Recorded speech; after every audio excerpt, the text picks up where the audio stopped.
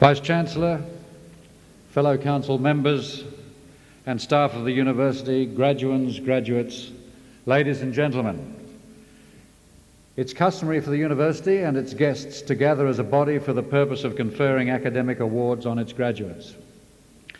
To members of a university, a ceremony for the conferring of awards is a particularly important and happy occasion in the university year. To all of you, I extend a warm welcome. To graduands, graduates and diplomates, I offer congratulations and best wishes. This afternoon we've gathered in order that awards may be conferred on those who've satisfied the Council of the University that they have met the requirements for admission to awards undertaken in the university's faculties. The university's mission commits it to the provision of quality education, research training and service in partnership with industry, commerce, the community, both regionally, nationally and internationally, and in the continuous improvement and review of this provision.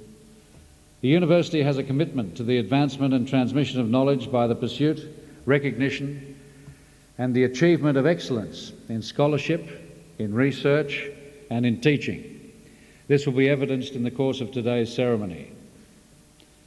Education is about the acquisition of lifelong learning skills. Today is the beginning, not the end.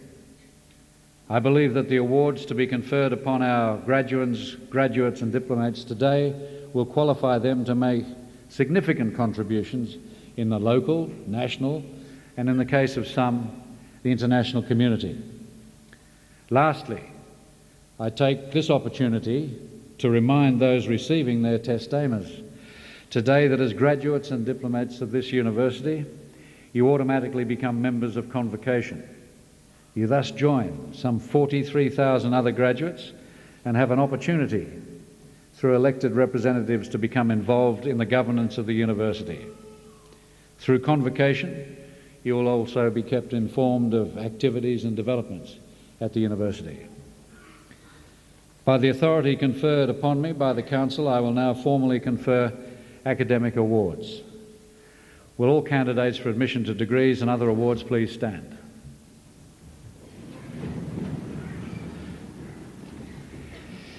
In the name of the Council and by my authority as Chancellor, I confer the awards specified in the programme on all those graduands, graduates and diplomats who are present today, and in absentia on those unable to be present.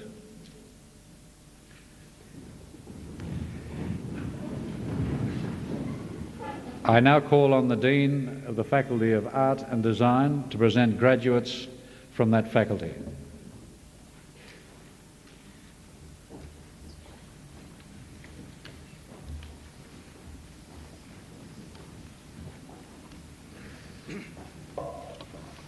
Chancellor, I present to you graduates of the degree of Bachelor of Arts, Visual Arts, Chantal Binouet.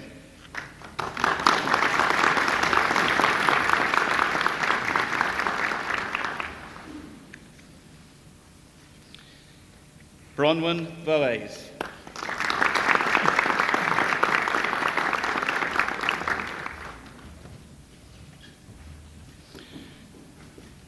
Chancellor, that concludes the presentation of the graduates of the Faculty of Art and Design. I thank you.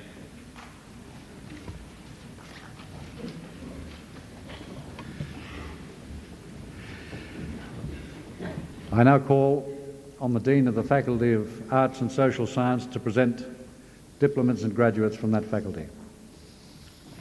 Chancellor, I present to you graduates of the degree of Bachelor of Arts.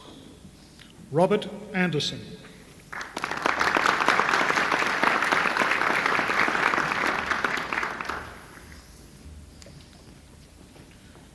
Jonathan Arkless.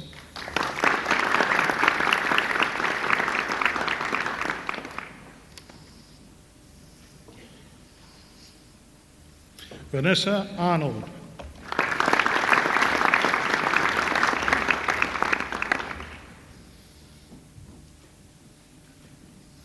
Jelana Batalana.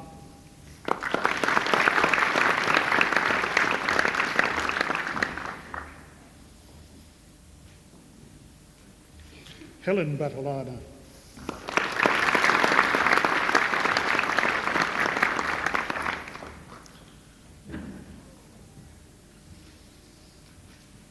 Shona Blackwell.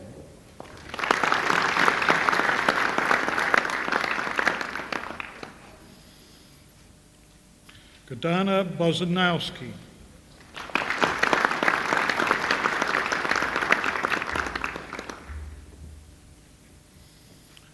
Philip Brown.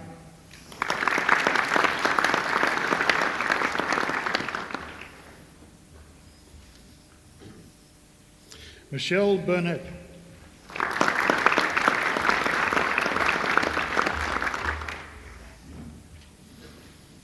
Fiona Campbell.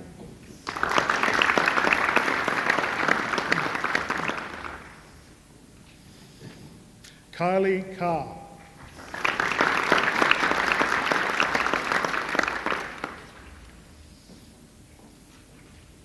Marlene Carr.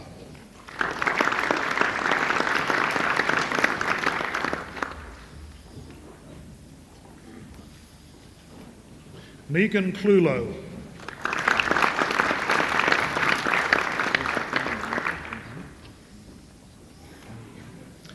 Louise Cooper.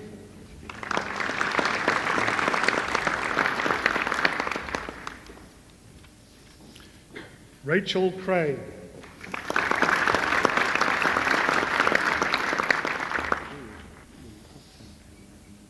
Andrew Curry.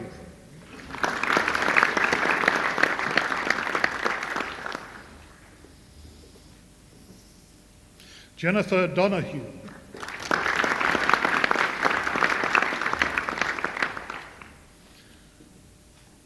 Warren Dryden.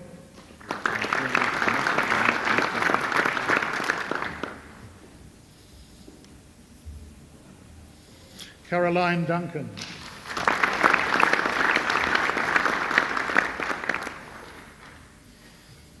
Rebecca Jane Fairweather.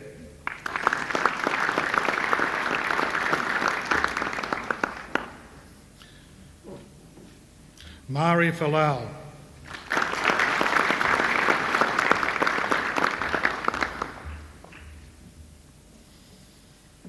Paula Fidley.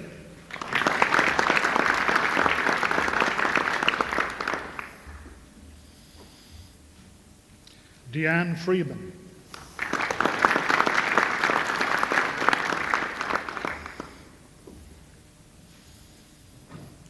John Gallup.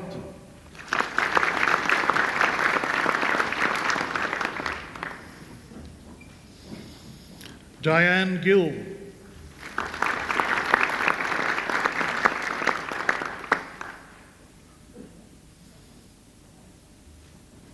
Pauline Glover.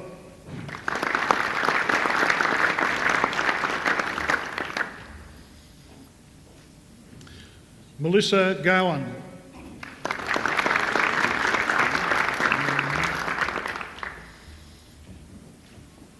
Nolene Granger.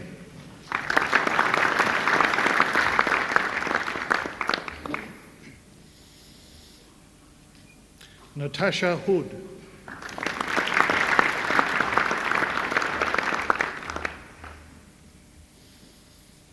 Elizabeth Hutchinson.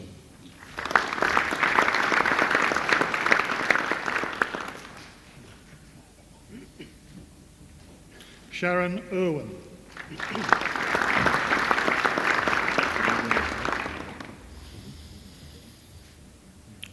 Joy Kingdom.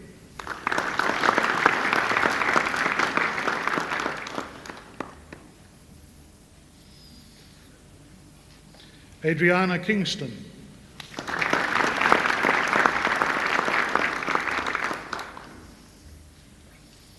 Victoria Kitanov.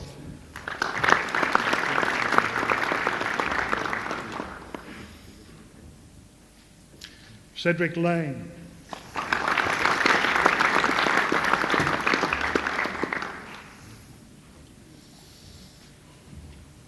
Peach Lindell.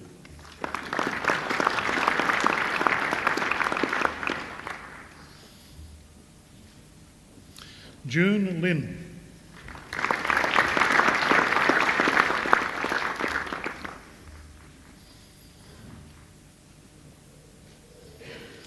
Elizabeth Lacerdo.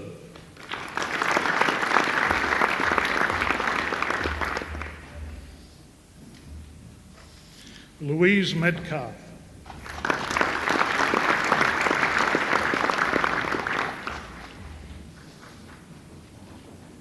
Graham O'Leary.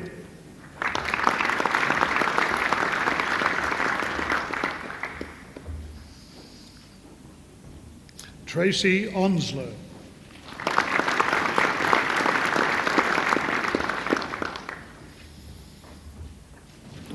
Darryl Osborne.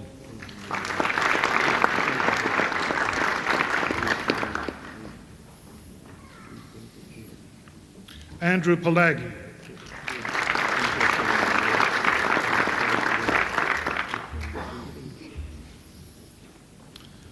Bevan Paul.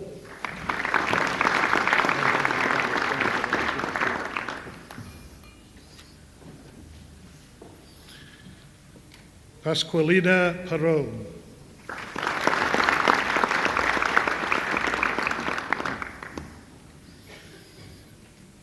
John Pring.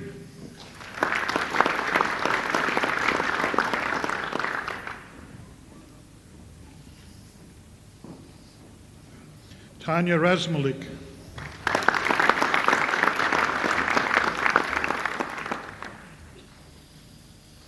Margaret Rees.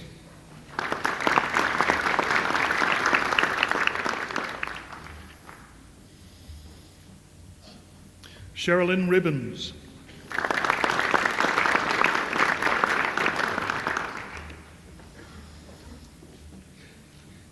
Alison Robinson.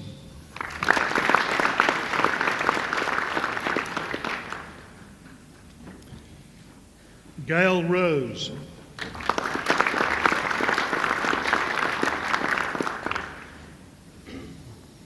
Nathan Rudd.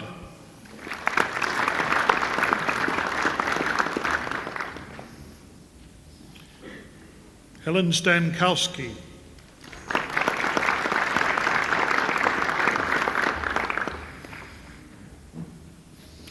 Natalie Simmons.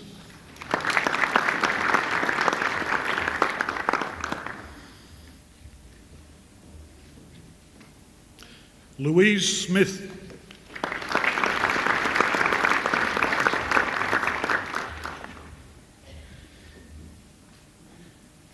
Isa Stankoff.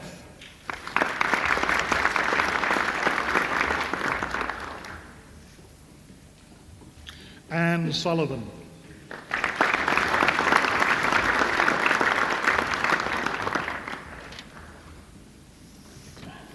Alison Taylor.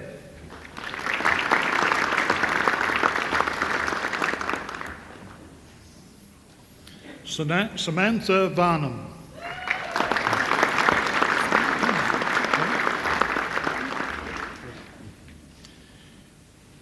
Nikki Webber.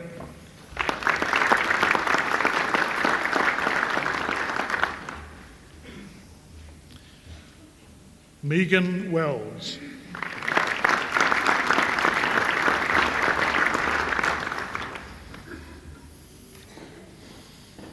Chancellor, I present to you graduates of the degree of Bachelor of Arts, Communication Studies. Natalie Jocelyn.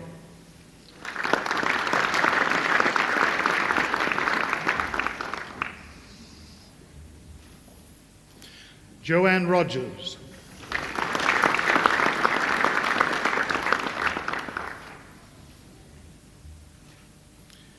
Maria Simka.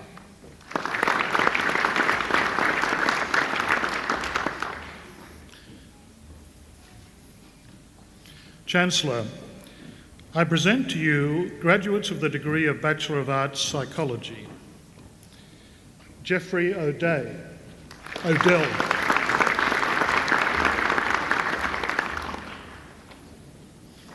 With Honours Class 2, Division 1, Rachel Garrett.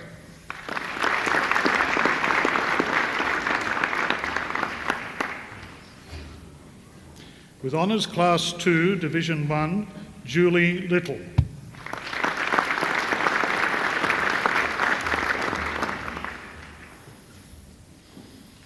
Chancellor, I present to you graduates of the degree of Bachelor of Social Science.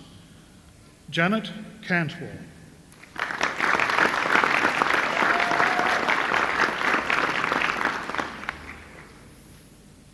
Sarah Halstead.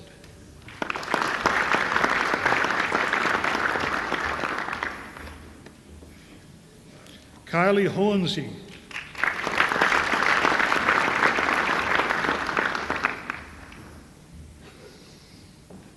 James Madigan.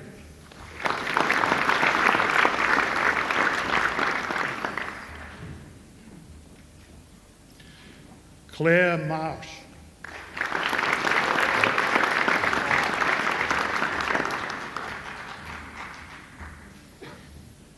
Monique Neve.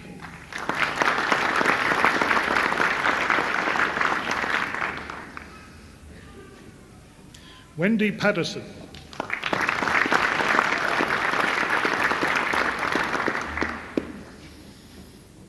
Julie Shyland.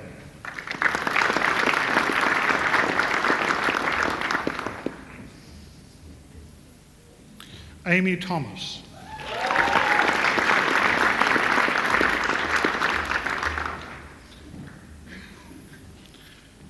Anna Williams.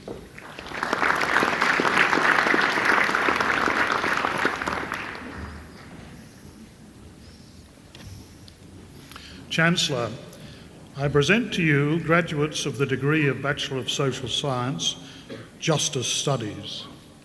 Ian Cottrell.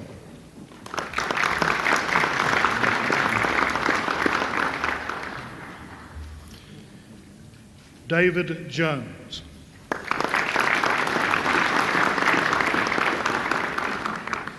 And Alan Robinson.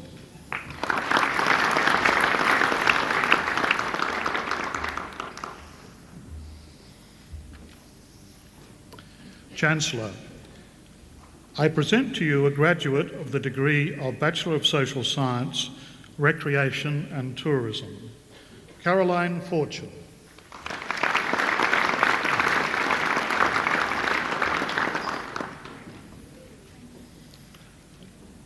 Chancellor, I present to you a graduate of the degree of Bachelor of Social Science, Welfare Studies, Janine Baker.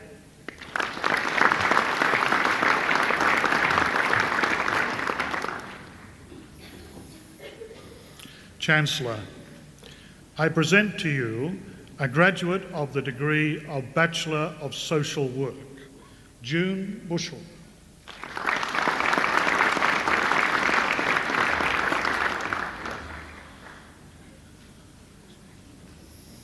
Chancellor, I present to you graduates of the degree of Bachelor of Arts with Honours, Class 1, Division 1, Louisa Bucci.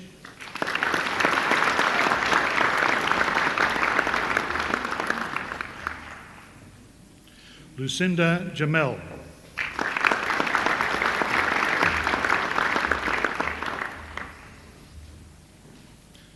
Lynette Jenkins.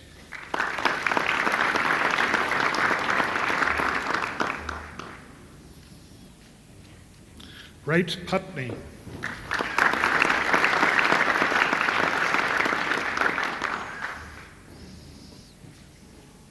Catherine Vale.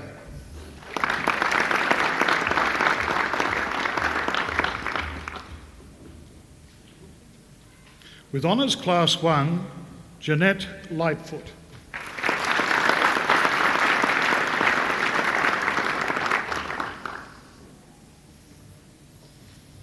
Also with Honours Class 1, Edimo Santana.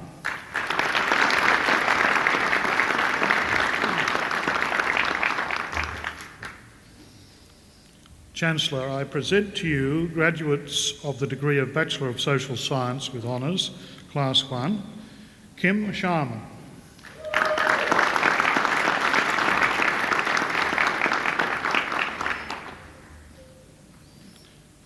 Lyndall Cohn.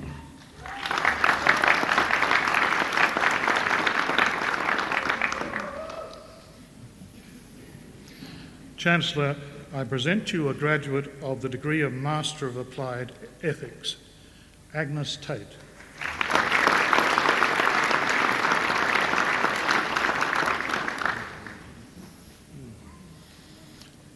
Chancellor, I present to you a graduate of the degree of Master of Arts, Diana McIntyre.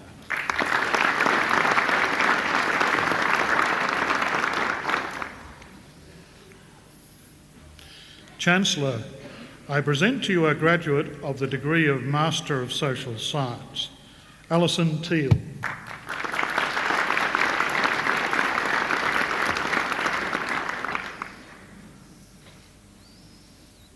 Chancellor, that concludes the presentation of the diplomats and graduates of the Faculty of Arts and Social Science.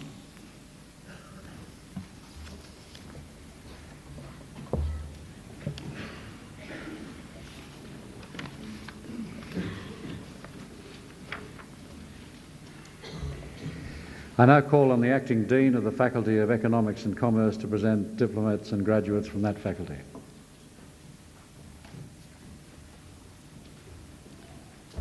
Chancellor, I present to you a candidate who has satisfied the requirements for the award of Diploma in Computing Studies.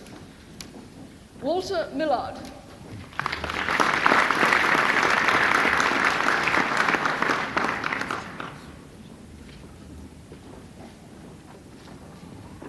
Chancellor, I present to you graduates of the degree of Bachelor of Business.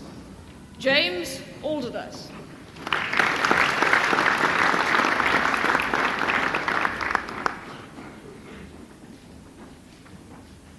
Natasha Bishkov.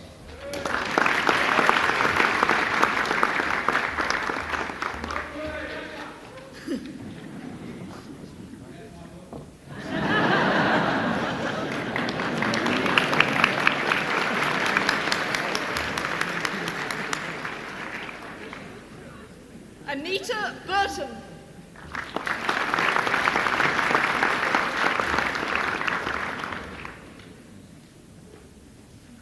Stuart Callender.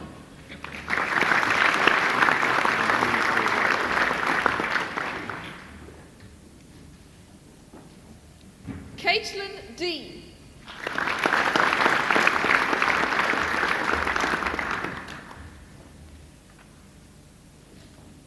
Thomas Donald.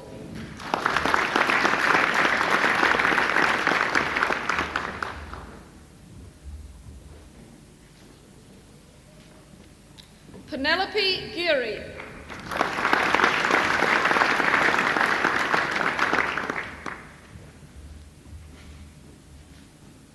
Matthew Geraghty.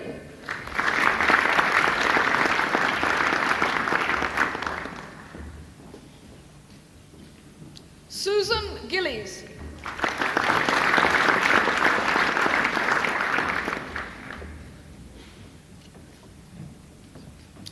Leisha Grantham.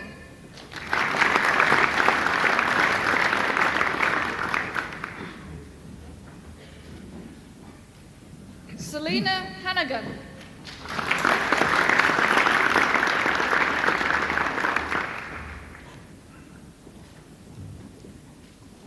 Anthony Hawkins.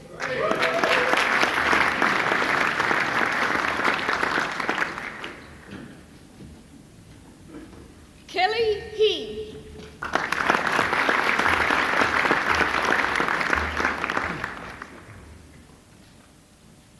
Matthew Holst.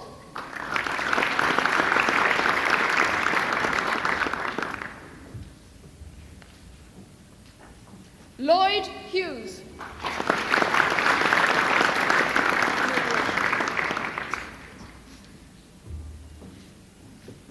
Mark Hughes.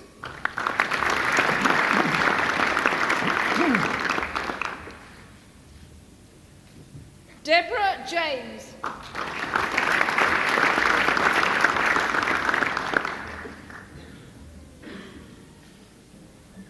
Rebecca Lucas.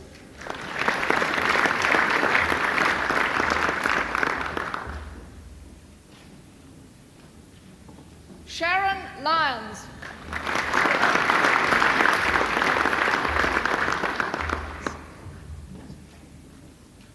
Susan Maheen.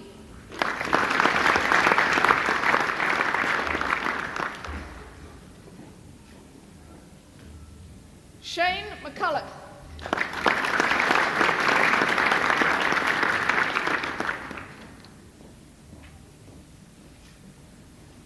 Lisa O'Loughlin.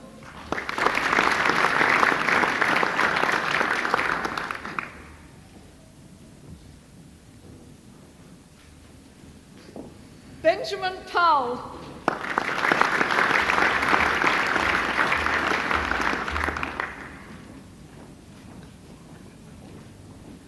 Dimity Ratcliffe.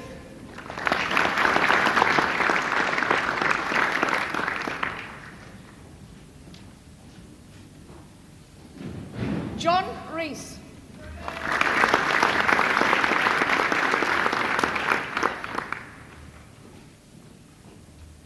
Cleo Rowley.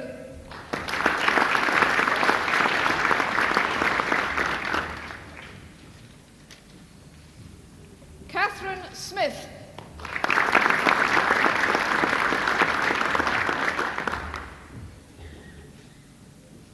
Ronald Smolinski.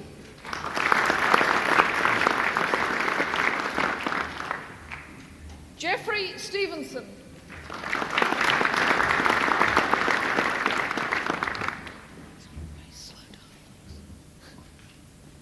Clinton Sutherland.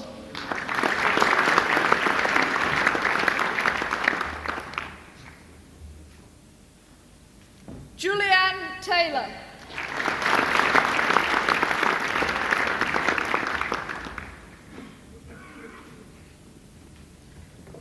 Chancellor, I present to you graduates of the degree of Bachelor of Commerce. Monica Andrews.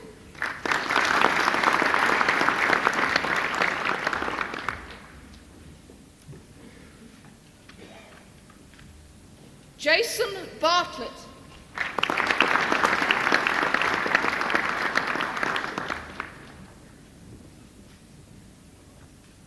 Kevin Brew.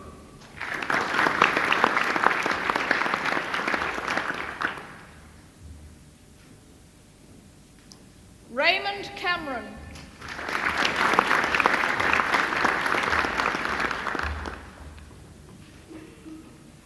Melissa Campbell.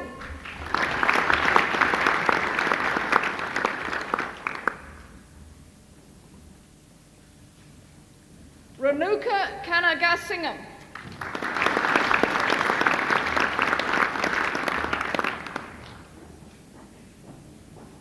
Alan Cheng.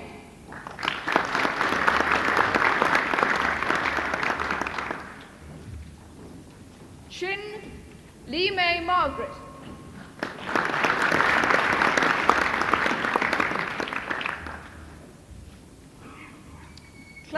Andrew Clellan.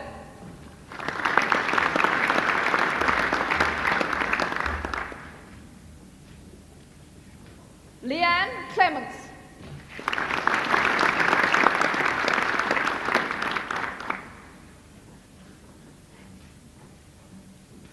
Renee Clifton.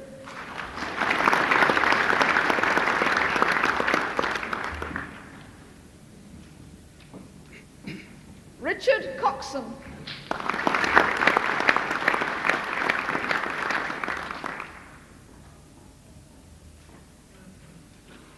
Anthony Crane.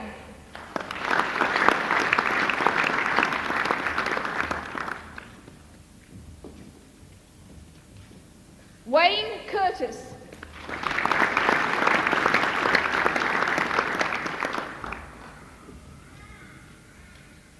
Adam Davis.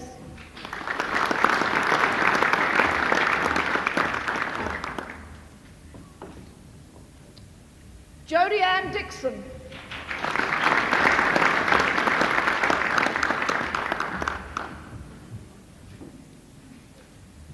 Jason Dunn.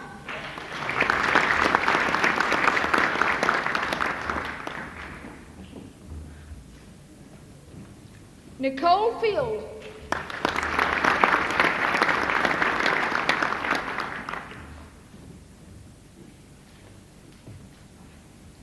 Hareen Ho.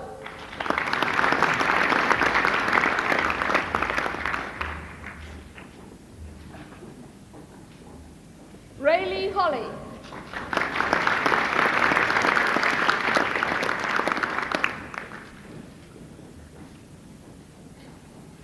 Bernard Holtz.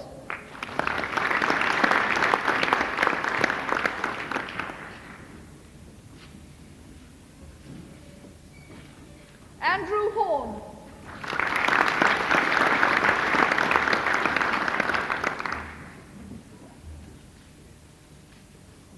Shireen Jayasuriya.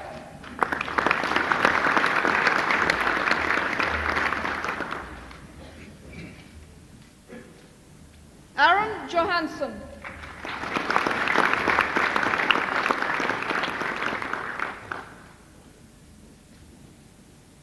Mardy Lawrence.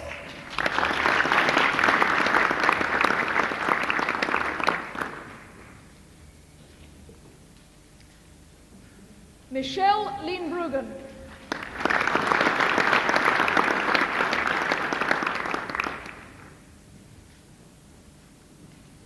Craig Long.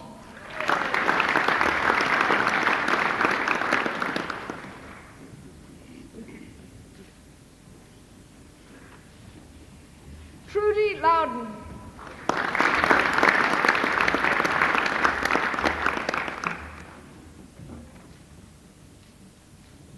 Anthony Ling.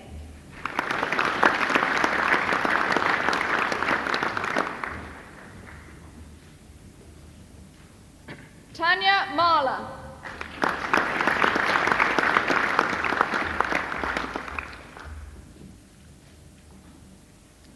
Gregory Moore.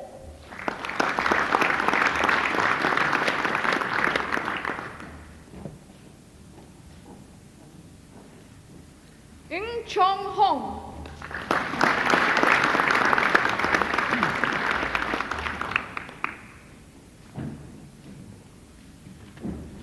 Ng Chu Beng.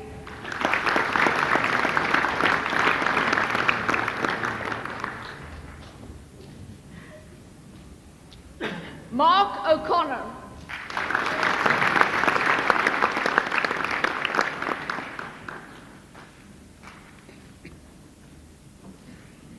Andrew Price.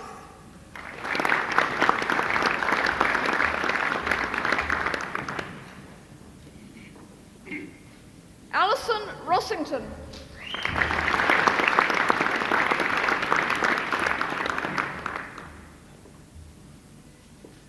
Eva Rosario.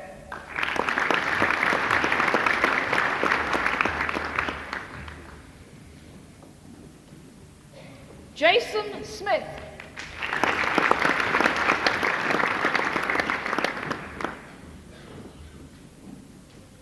Katrina Smith.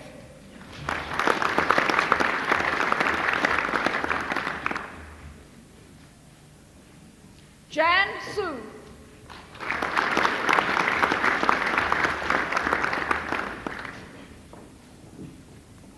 Natalie Stanbury.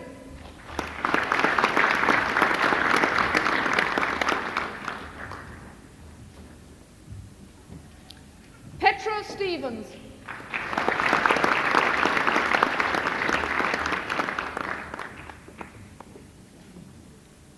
Christian Tapp.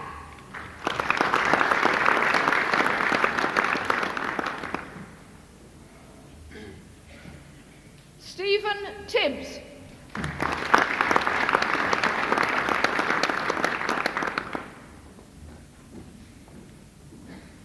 Claudine Timmins.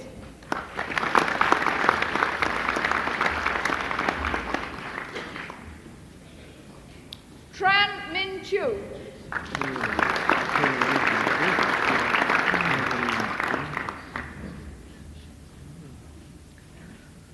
Verida Van.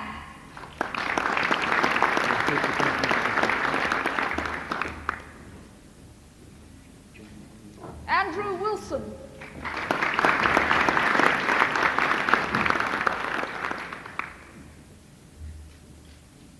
Wong John Chi Kenneth.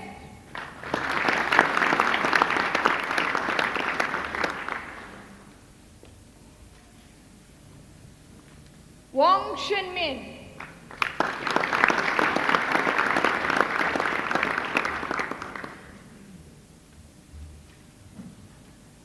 Adam Wood.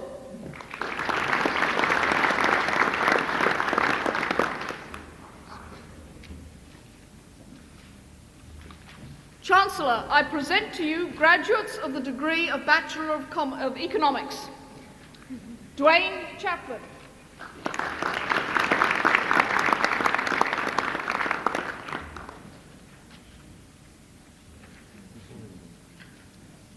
Simon Clements.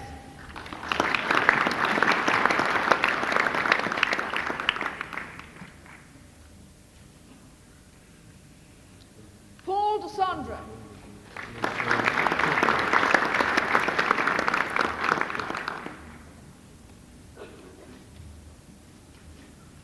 Annabella Farina.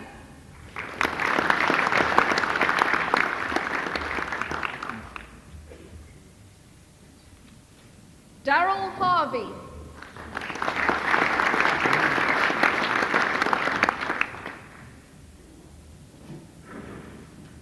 Anthony Hughes.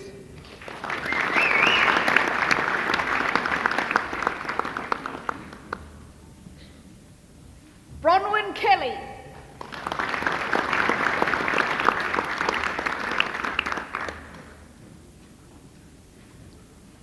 Thomas Miller.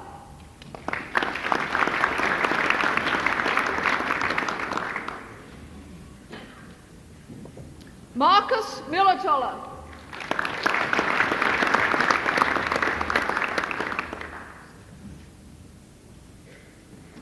George Papa Evstafio.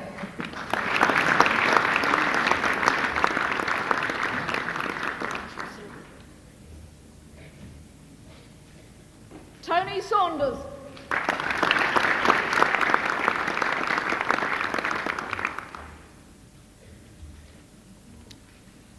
Angus Simpson.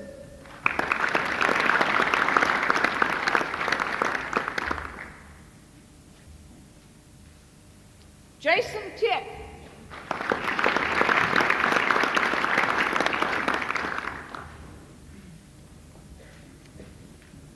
Lisa Watson.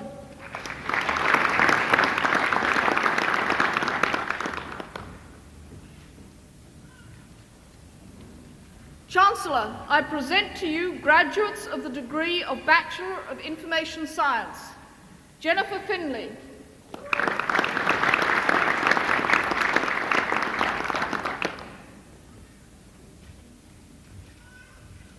Jodie Garland.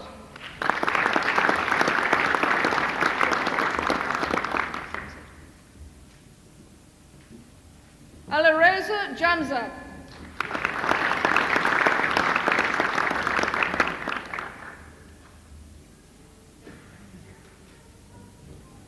Aaron McCown.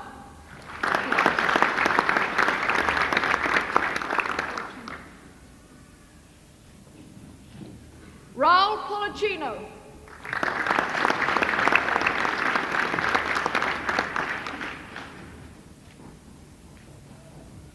Chancellor, I present to you graduates of the degree of Bachelor of Law and Administration. Stanley Barwick.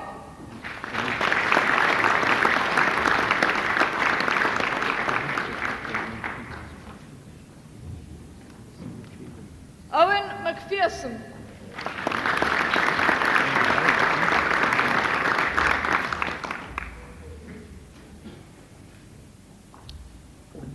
Peter Windsor.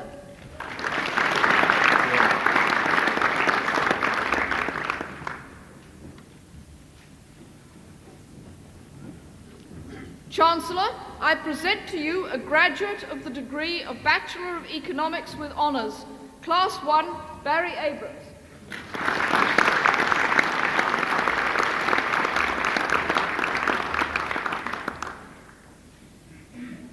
Chancellor, I present to you candidates who have satisfied the requirements for the award of Graduate Diploma in Management. Paula Bradley.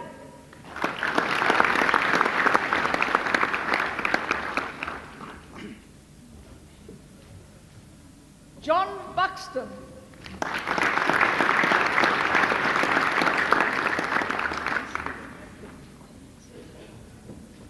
Michael Clulo.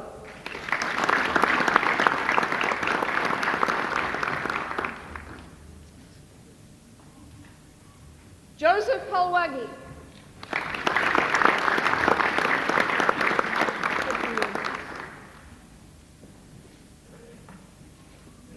Colin Irvine.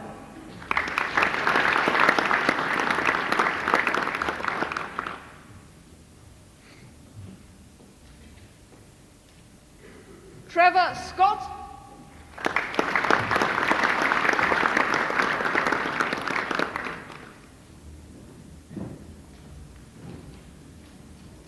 Tracy Stinson.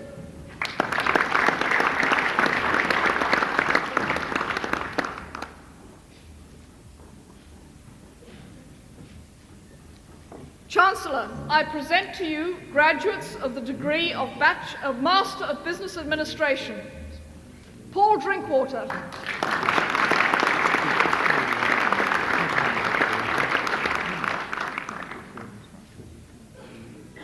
Peter Hurd.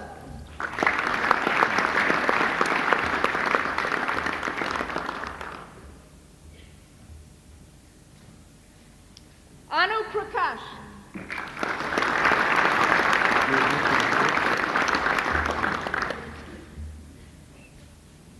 Andrew Walker.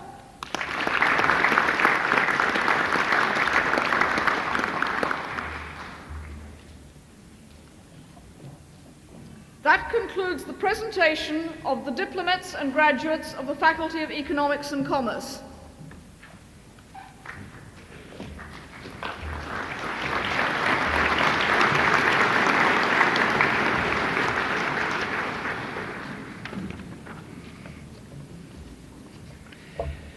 I now call on the Dean of the Faculty of Education to present diplomats and graduates from that faculty.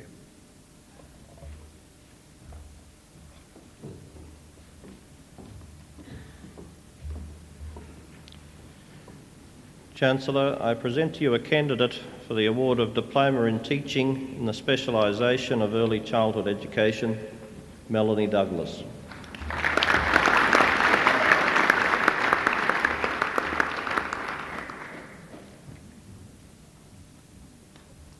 Chancellor, I present to you graduates of the degree of Bachelor of Education in the specialisation of Art, Samantha Crosby.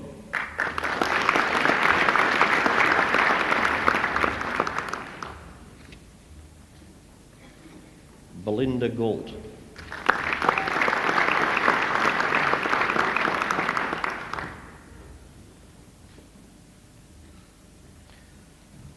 Chancellor, I present to you a graduate of the degree of Bachelor of Education in the specialisation of Mathematics, Deborah Foy.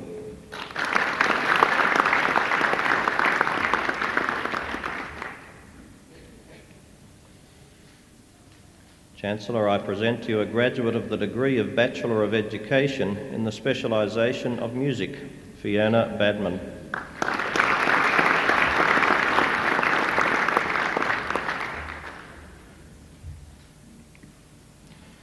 Chancellor, I present to you graduates of the degree of Bachelor of Education in the specialisation of Primary Education, Lisa Marler.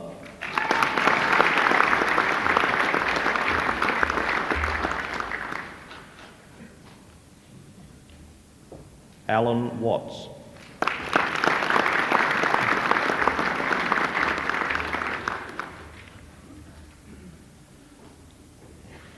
Chancellor, I present to you graduates of the degree of Master of Educational Studies, Douglas Antor.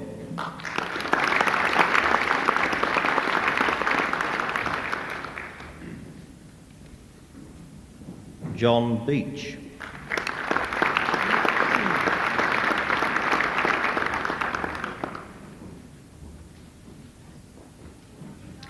Matthew Cotton.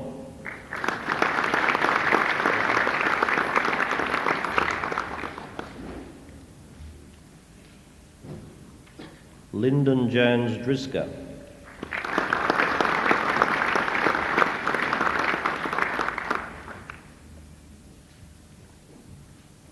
Jacqueline Turton.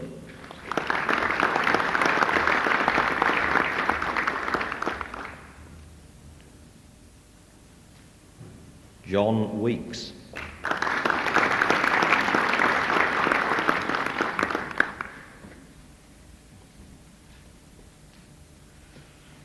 That concludes the presentation of the diplomats and graduates of the Faculty of Education.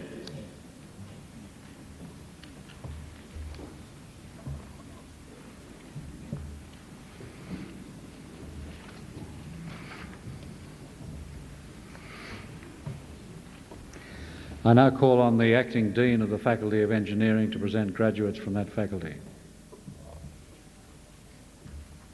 Chancellor, I present to you graduates of the degree of Bachelor of Computer Science.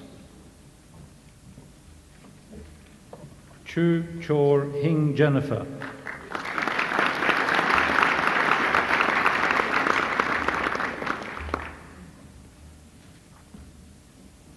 Wayne Love.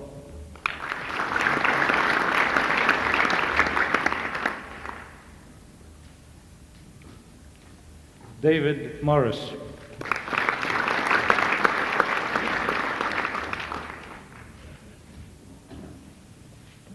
Gregory O'Mara.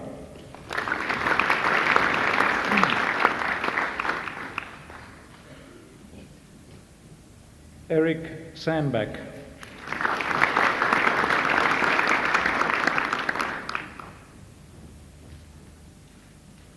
Darrell Spark.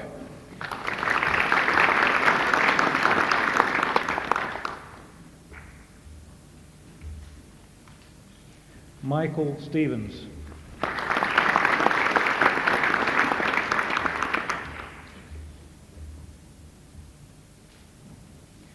T. Chin Lai.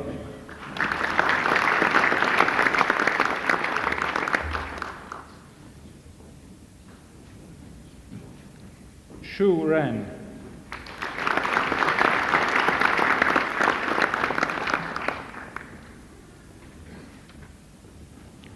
Chancellor, I present to you a graduate of the degree of Bachelor of Engineering in the specialization of Chemical Engineering, Brad Mellom.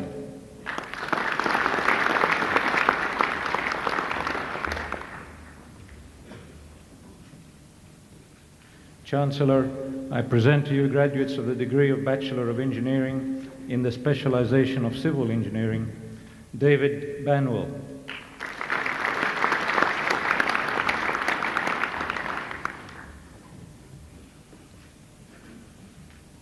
Martin Wilson.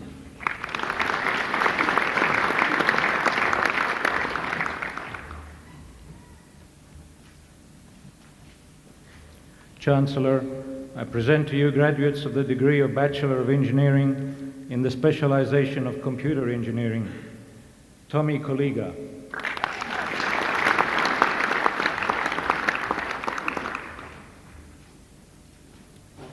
Christopher Puxty.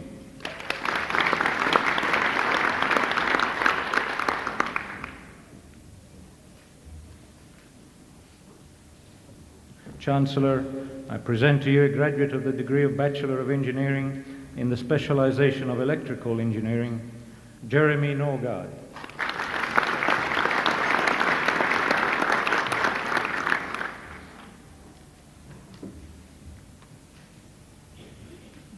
Chancellor, I present to you a graduate of the degree of Bachelor of Engineering in the specialization of Environmental Engineering with Honours Class 2, Division 2, Cherie Blackburn.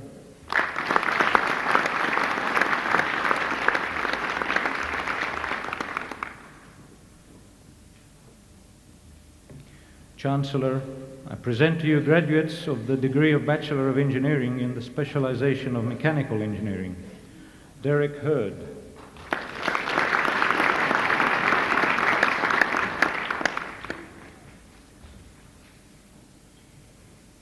Matthew McLean.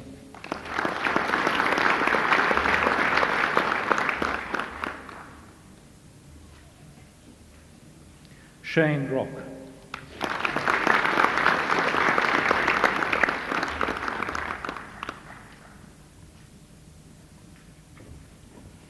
Chancellor, I present to you graduates of the degree of Bachelor of Surveying. Scott Olson.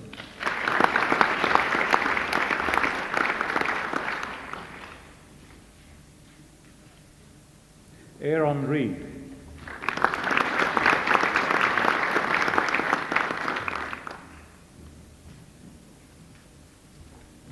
Chancellor, I present to you a graduate of the degree of Master of Engineering Science, Industrial Systems, Rodney Fletcher.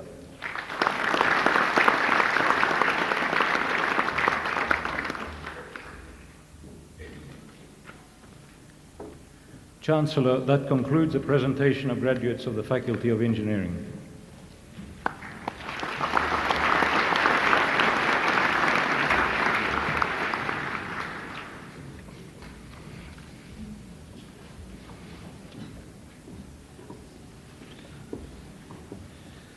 I now call on the Acting Dean of the Faculty of Medicine and Health Sciences to present diplomates and graduates from that faculty. Chancellor, I present to you a graduate of the degree of Bachelor of Applied Science, Consumer Science, with merit, Daniel Phillip.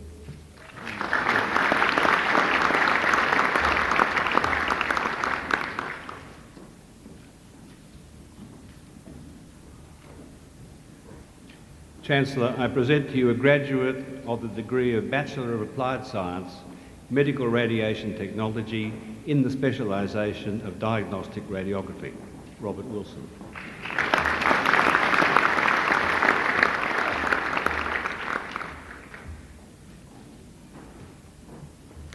Chancellor, I present to you graduates of the degree of Bachelor of Health Science, Occupational Therapy, Rosalie Beale,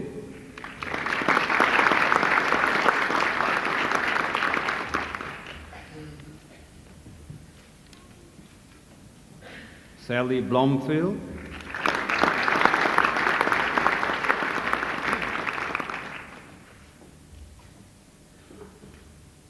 Melissa Blond,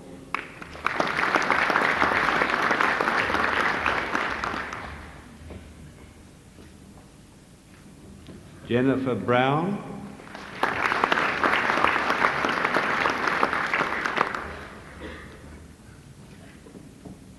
Richard Clark,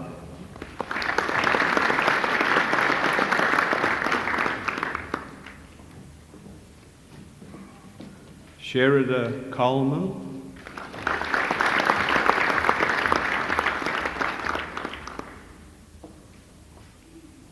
Sharon Creevy,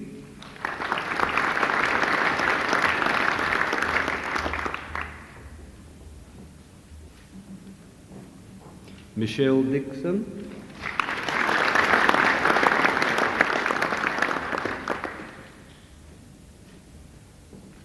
Tony Fegan,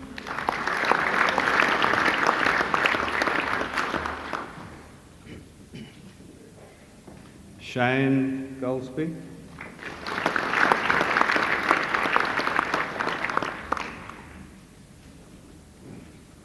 Christine McCrory,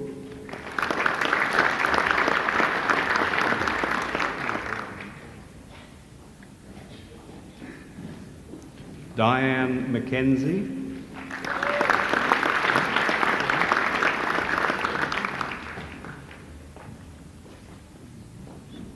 Julie Milner,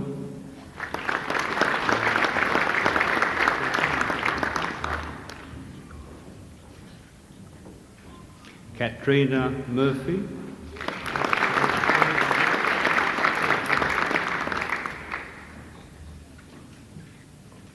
Gayleen Nelson,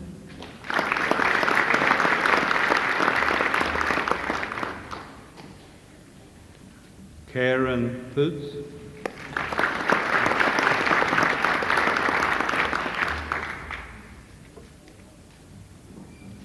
Victoria Riley,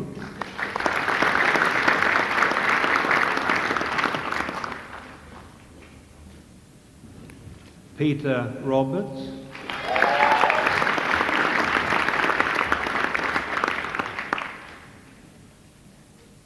Patricia Rumble,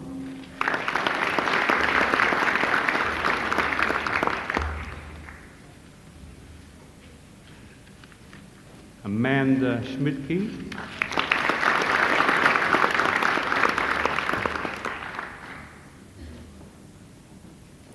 Tracy Seawright,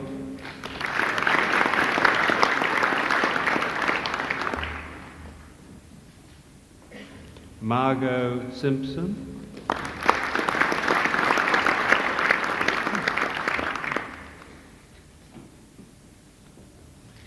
Rebecca Tarrant,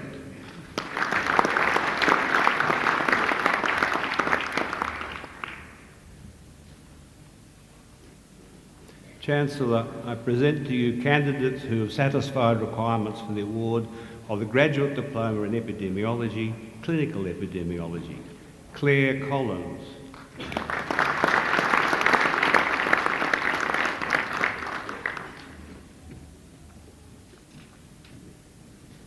Michael Pollack,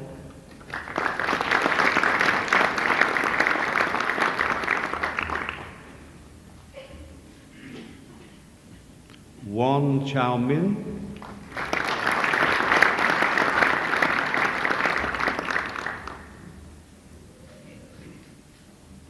Zhu Langzi,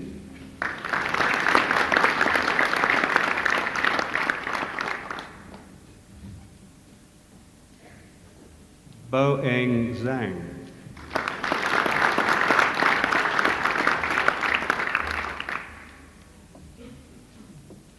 Chancellor, I present to you candidates who have satisfied requirements for the award of the Graduate Diploma in Medical Statistics. Ruth Gordon,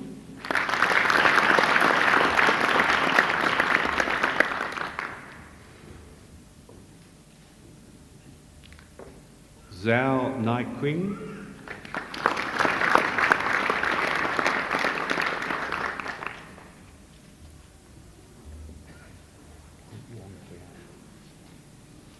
Wang Qian,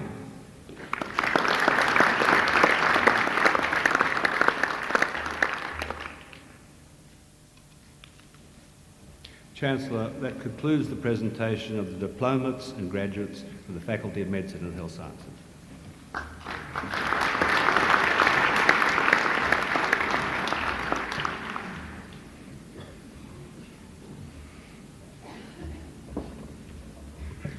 I now call on the Acting Dean of the Faculty of Nursing to present diplomates and graduates from that faculty.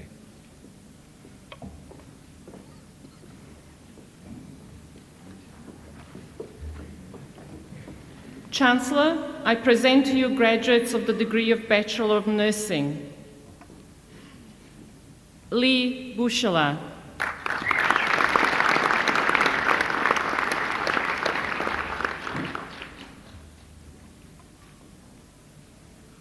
Chung Wai Min,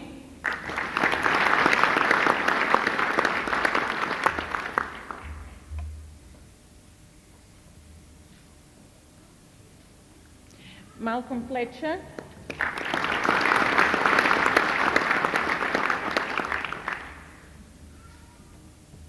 Tagisia Kraus,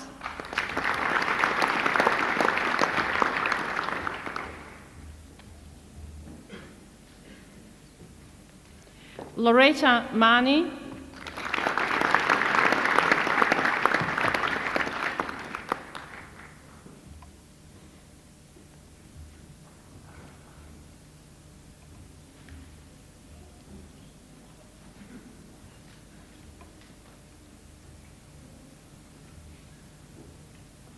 Anne Matthews,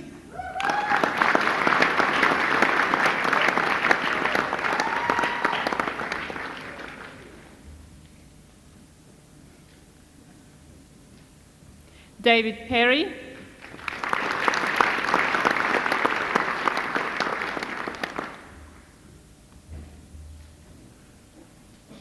Jason Ross,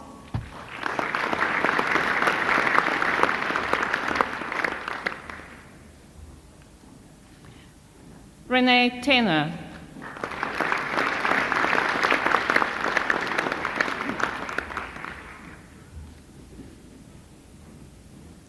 that concludes the presentation of graduates of the Faculty of Nursing.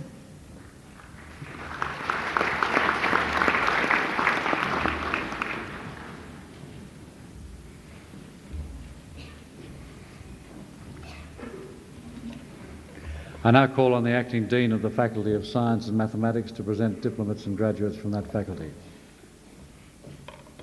Chancellor, I present to you a graduate of the degree of Bachelor of Applied Science, Environmental Assessment and Management, Alison Cox.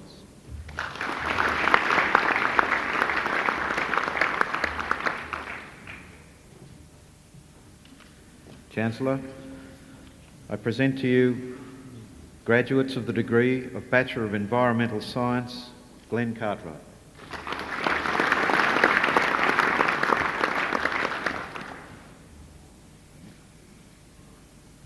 Heidi Greet.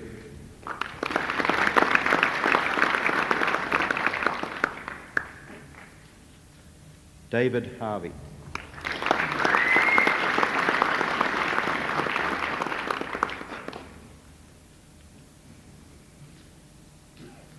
Benjamin Ison.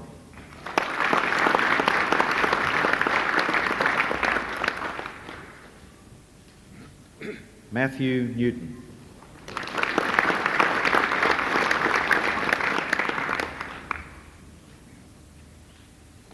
Alberta O'Keefe.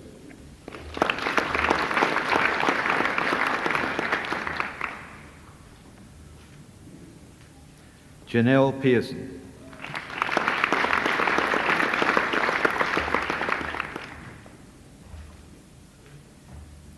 Chancellor, I present to you graduates of the degree of Bachelor of Mathematics, Todd Hunt.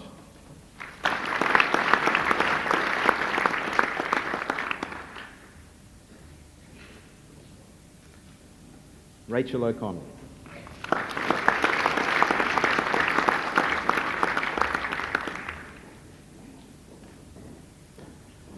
Chancellor, I present to you graduates of the degree of Bachelor of Science, Susan Appleyard.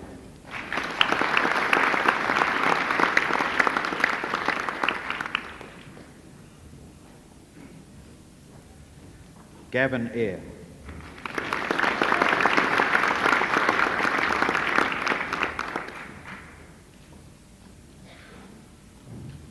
Michael Burns.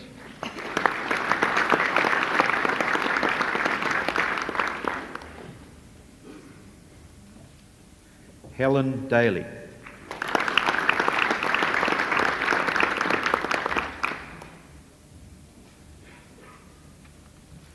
Rachel Greenwood.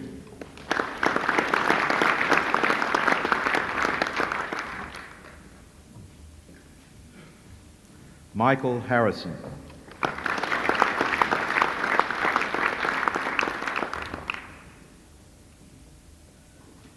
Mark Laycock.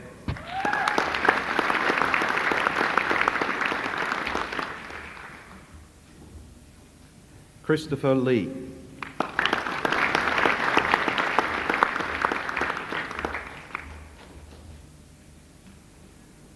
Rebecca Lim.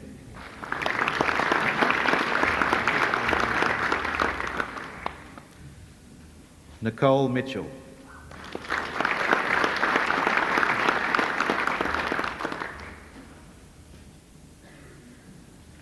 Markham Mortimer.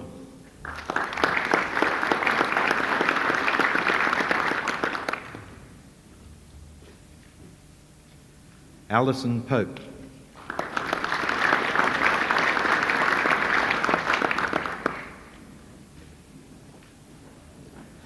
Kylie Ralston.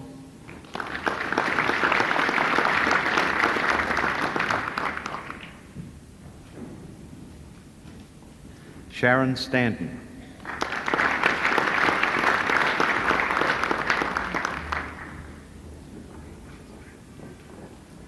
Michelle Tredenick.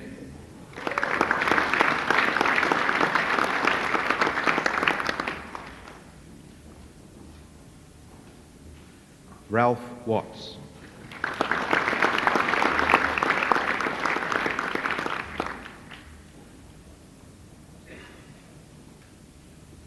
Chancellor, I present to you graduates of the degree of Bachelor of Science, Aviation, Peter Brogan.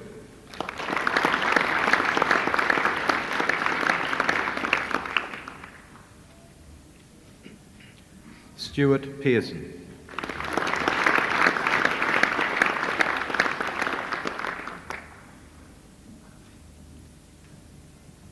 Chancellor, I present to you graduates of the degree of Bachelor of Science Psychology, Patricia Aguayo.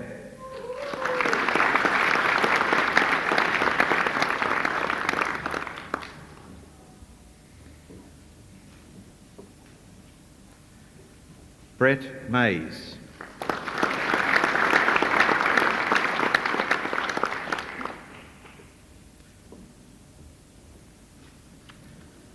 Hoda Tafe.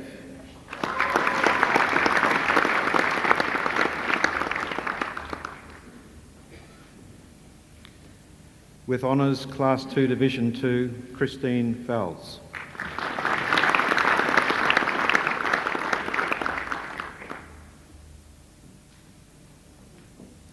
With Honours Class 2 Division 1, Cassandra Bourne.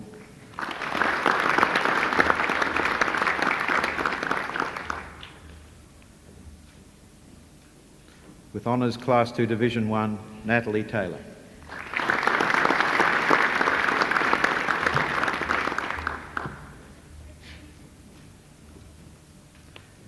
Chancellor, I present to you graduates of the degree of Bachelor of Science with Honours, Class 2 Division 1, Bonnie Stam.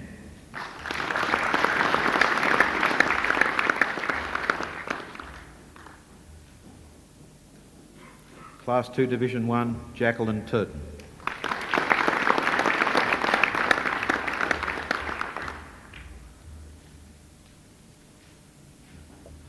Honours Class 1, Michelle Keegan.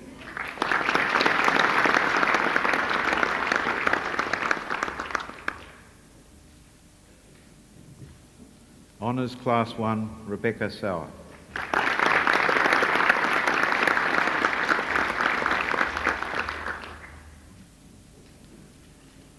Chancellor, I present to you a candidate who has satisfied requirements for the award of the Graduate Diploma in Mathematical Studies, Ian Benson.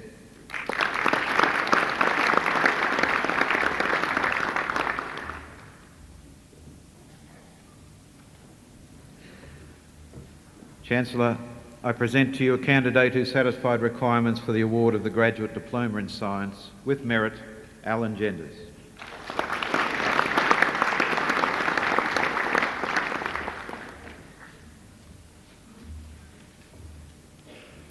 Chancellor, I present to you a graduate of the degree of Master Environmental Studies, Robbie Economist Shaw.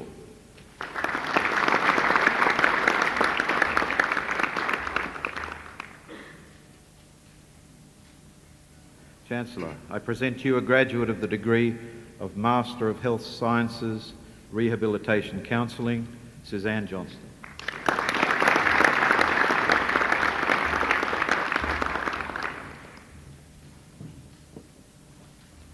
Chancellor, I present to you a graduate of the degree of Master of Scientific Studies, Louise Duvernay.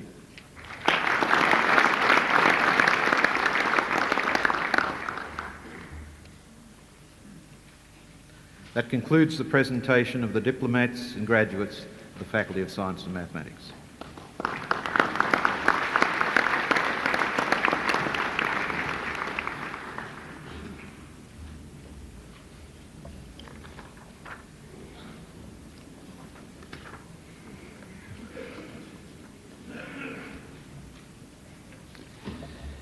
I call on the Deputy President of the Academic Senate to present Research Masters and Doctor of Philosophy degree candidates. Chancellor, I present to you a graduate of the degree of Master of Arts. I present Cynthia Hunter. Miss Hunter's thesis is on steam navigation in Eastern Australia, Agent of Change 1830 to 1850. Miss Hunter.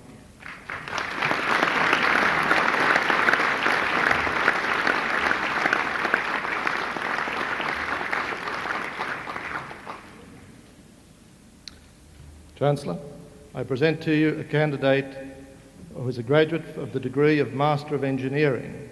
I present to you Mr. Shen Miao Wang, whose thesis is on experimental studies and computer simulation of dissolution of lime particles into coal ash slag. Mr. Wang.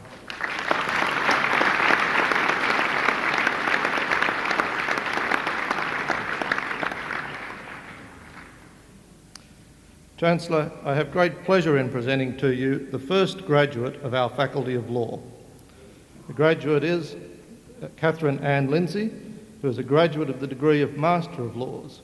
Mrs. Lindsay's thesis is on age discrimination and the academic workplace.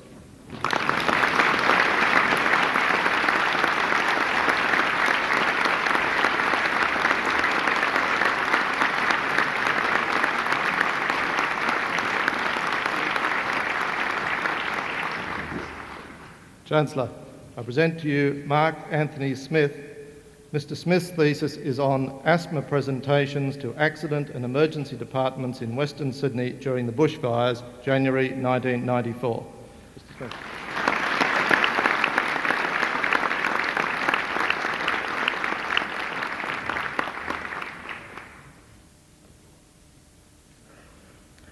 Chancellor, I present to you a graduate of the degree of Master of Psychology in Clinical Psychology.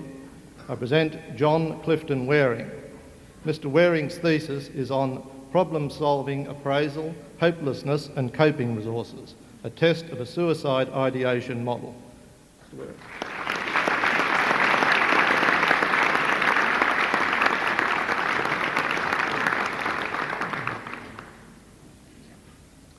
Chancellor, I present to you a graduate of the degree of Master of Psychology in Educational Psychology. I present Peter Robert Wright. Mr. Wright's thesis is on creative drama and personal development, an inquiry into drama in education and development of the self. Mr. Wright.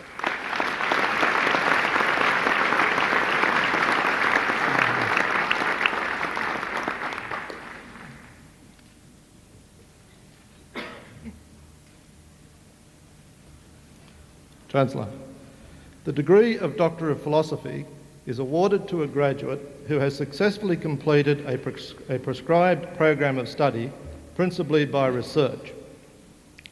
A thesis embodying the outcomes of that research is the principal basis of their examination. The degree is only awarded if the thesis makes a significant and an original contribution to knowledge and understanding in the field of knowledge with which it is concerned. Today, the University is proud to honour the Doctor of Philosophy graduates who have satisfied these rigorous criteria for the award of their degree. Chancellor, I present to you Peter Richard Brown, who is a Bachelor of Science and a Master of Science from Loughborough University of Technology. Dr. Brown's thesis is entitled Gender, Sport and the Media, an investigation into the coverage of women's sport in the Newcastle Herald and the Sydney Morning Herald between 1890 and 1990. By using sport as a lens to focus on gender relations, this thesis highlights three main processes through which relations of power between women and men have been forged and contested over time. The ways in which sport has been defined, organised and represented in the sports media are identified as crucial in the construction and in the reconstruction of the hegemonic masculinity, therefore maintaining gender inequality.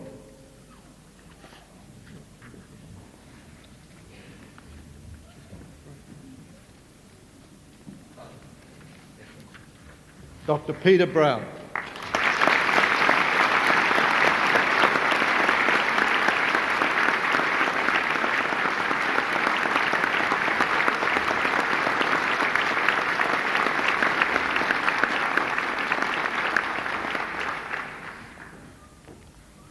I present to you Pak Kong Lee, who is a Bachelor of Arts from Avondale College, a Master of Business Administration from Andrews University, and a Master of Commerce from the University of New South Wales. Dr. Lee's thesis is entitled Management's Perceptions of Target Audiences, Objectives, Factors Influencing Views of Objectives, and Information Content of Published Company Annual Reports. This thesis analyses the factors considered important in influencing the information content of company annual reports. The findings suggest that there has been no significant shifting away from the accountability focus in preparing these reports. The thesis establishes the overall congruence between management groups' understanding of the priority of target audiences and of the objectives and the variables that influence their view and of disclosure in their annual reports.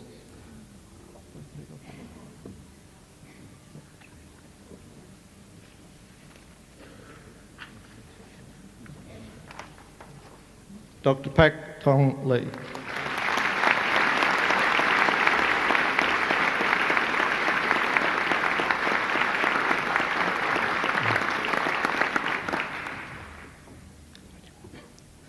Chancellor, I present to you Ray McCready Barker, who is a Bachelor of Arts and a Master of Arts from the University of Sydney.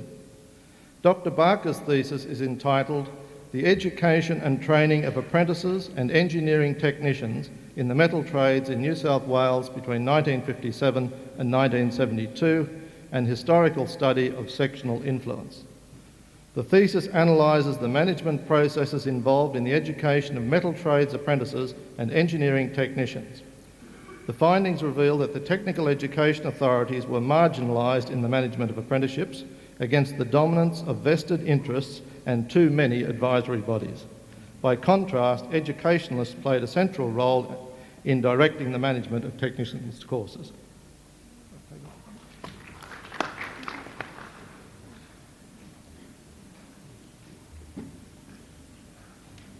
Dr. Ray Barker.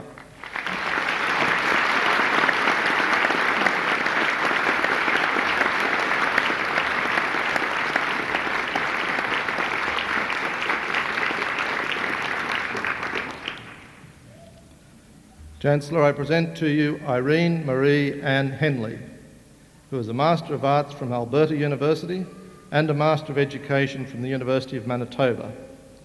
Dr. Henley's thesis is entitled The Quality of the Development and Evaluation of Flight Instructors in Canada and Australia.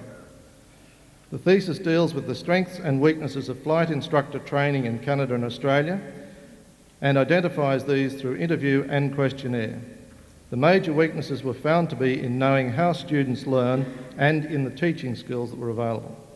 The major need found is to design courses for trainers of instructors, since they are the foundation of the whole flight training system and thus are at the forefront of flight safety.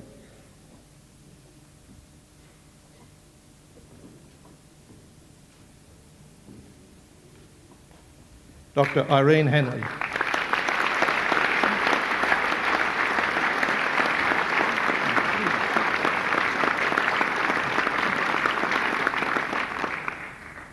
Chancellor, I present to you Carol Ann Richards, who is a Bachelor of Science and a Master of Arts from Ball State University.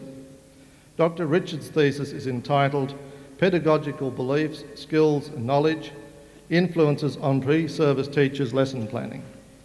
The thesis is concerned with two issues: the influence that pre-service music teachers' prior pedagogical beliefs have on their acquisition of new knowledge, and the impact an integrated methods subject field experience has on the adoption of teaching strategies and on the formation of new pedagogical beliefs.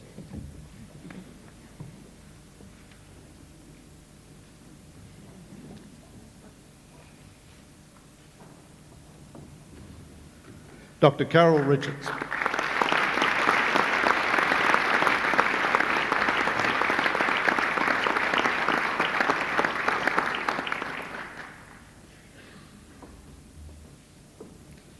Chancellor, I present to you Andrew Charles Beath, who is a Bachelor of Engineering in the specialisation of Chemical Engineering at this university. Dr. Beath's thesis is entitled Mathematical Modelling of Entrained Flow Coal Gasification. The thesis describes the preparation and testing of a mathematical model that successfully predicts the performance of atmospheric and high-pressure entrained flow gasifiers.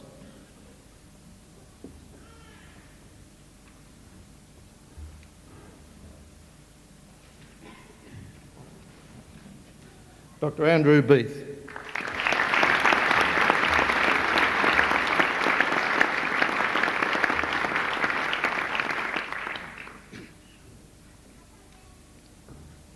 Chancellor, I present to you Gary Wayne Bryant, who is a Bachelor of Science from this university. Dr. Bryant's thesis is entitled treatments and additives to control deposition of ash resulting from the combustion of Victorian brown coals.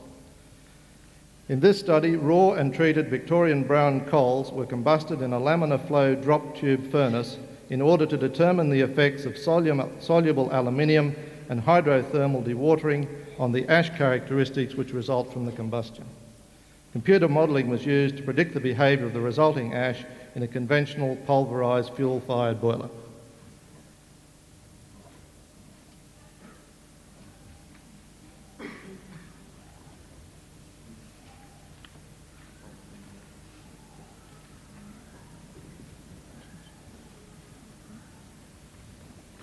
Dr. Gary Bryant.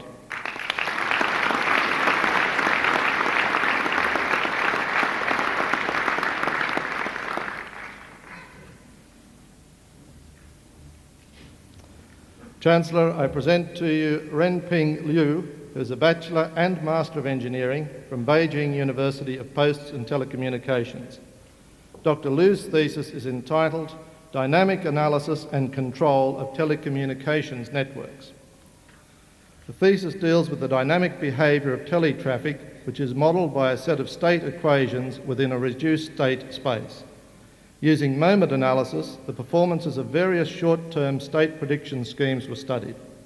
A dynamic truck reservation algorithm was derived, and a modular telephone network simulator was established to verify the theoretical results.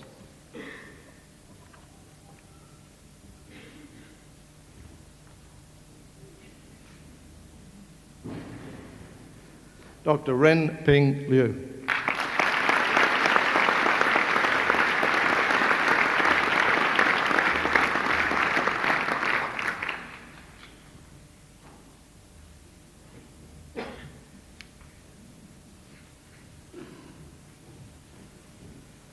Chancellor, I present to you Melissa Jane Crowe, who is a Bachelor of Science for this university.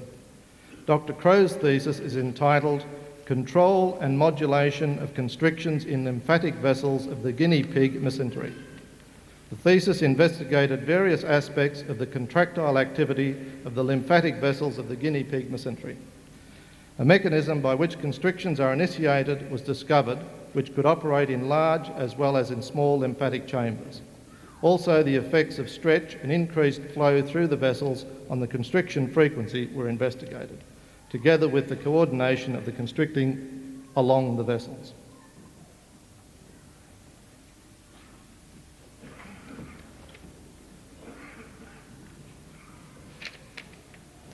Dr. Melissa Jane Crowe.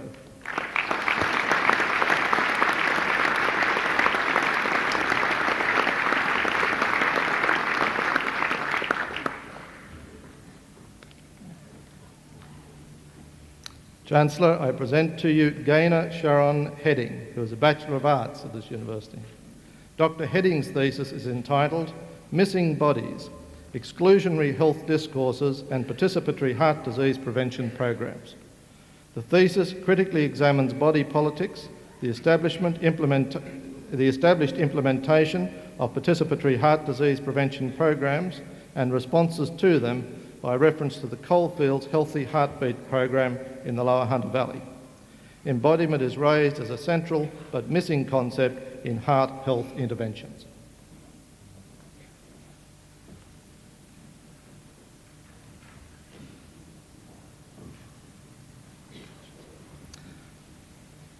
Dr. Gaynor Sharon Heading.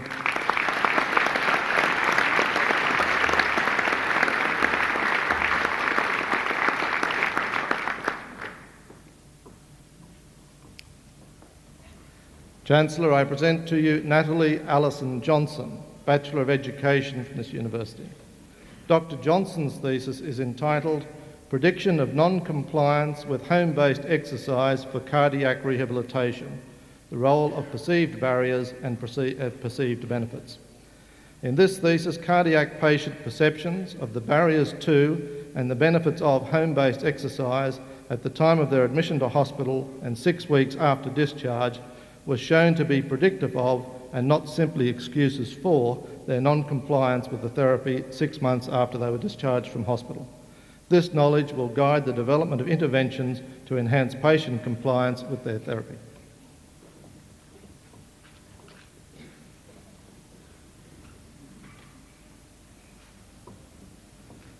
Dr. Natalie Allison Johnson.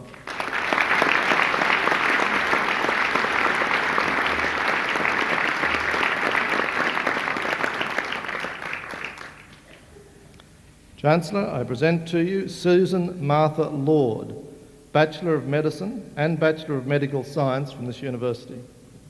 Dr. Lord's thesis is entitled Cervical Zygapophyseal Joint Pain After Whiplash Injury, Precision Diagnosis, Prevalence and Evaluation of Treatment for the Percutaneous Radiofrequency Neurotomy.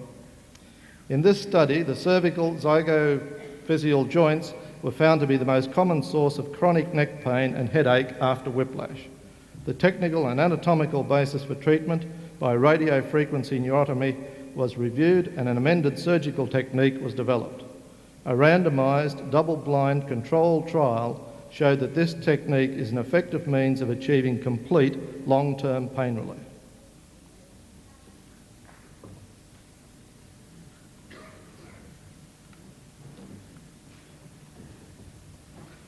Dr. Susan Martha Lord.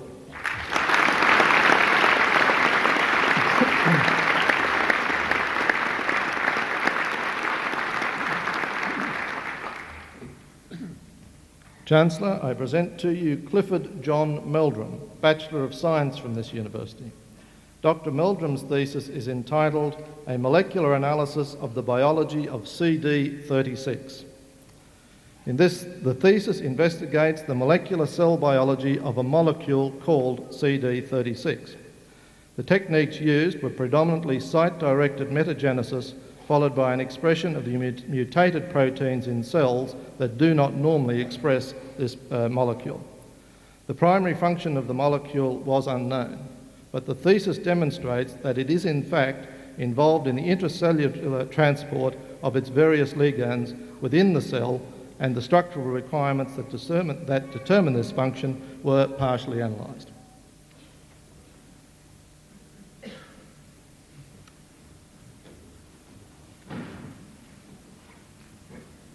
Dr. Clifford John Meldrum.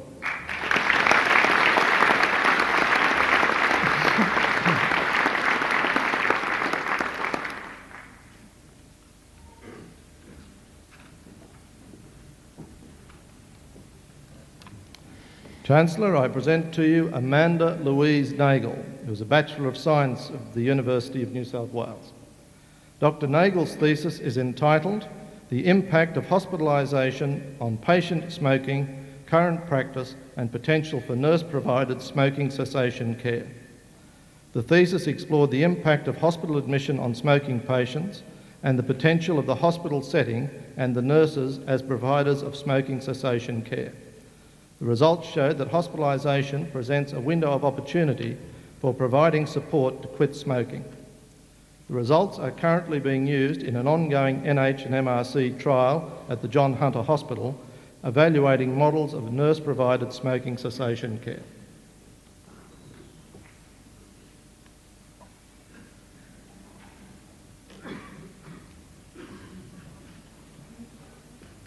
Dr. Amanda Louise Nagel.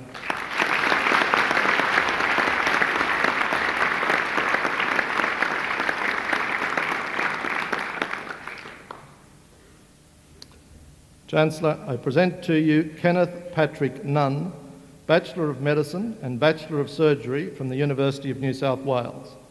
Dr. Nunn's thesis is entitled The Concept and Measurement of Personal Hopefulness in Psychiatry. Personal hopefulness is a theme which is as old as time itself, but the scientific study of hope has only occurred in the last 30 years. This thesis is the first work to pull together and to compare all the existing attempts to measure personal hopefulness.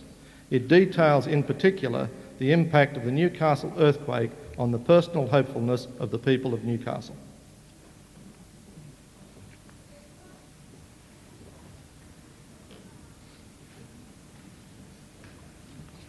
Dr. Kenneth Patrick Nunn.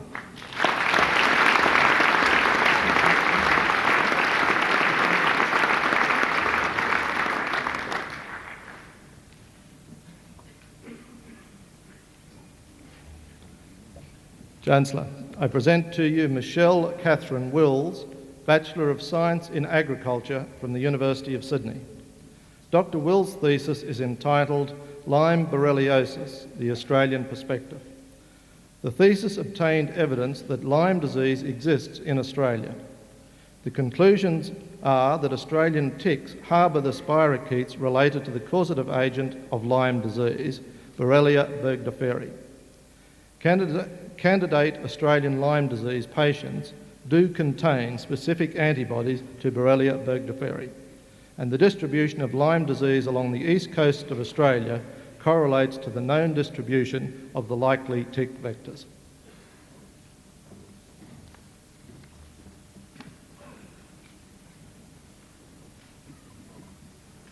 Dr. Michelle Catherine Wills.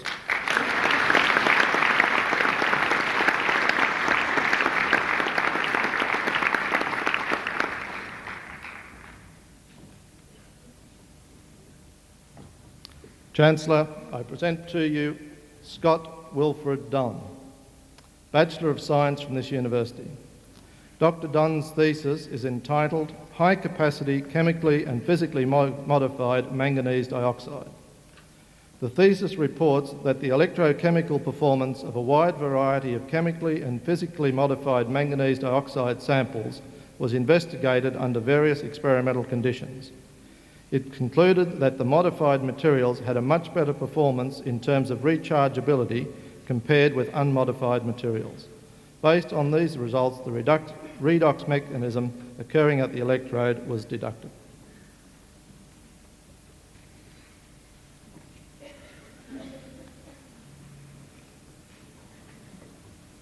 Dr. Scott Wilfred Dunn.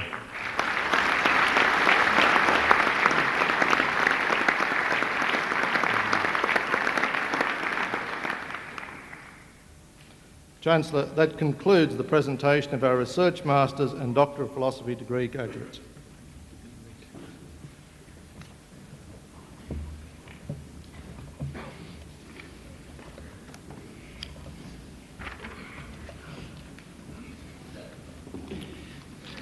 Chancellor, I have pleasure in presenting to you Emeritus Professor Michael Percy Carter for admission to the degree of Doctor of this University, honoris causa.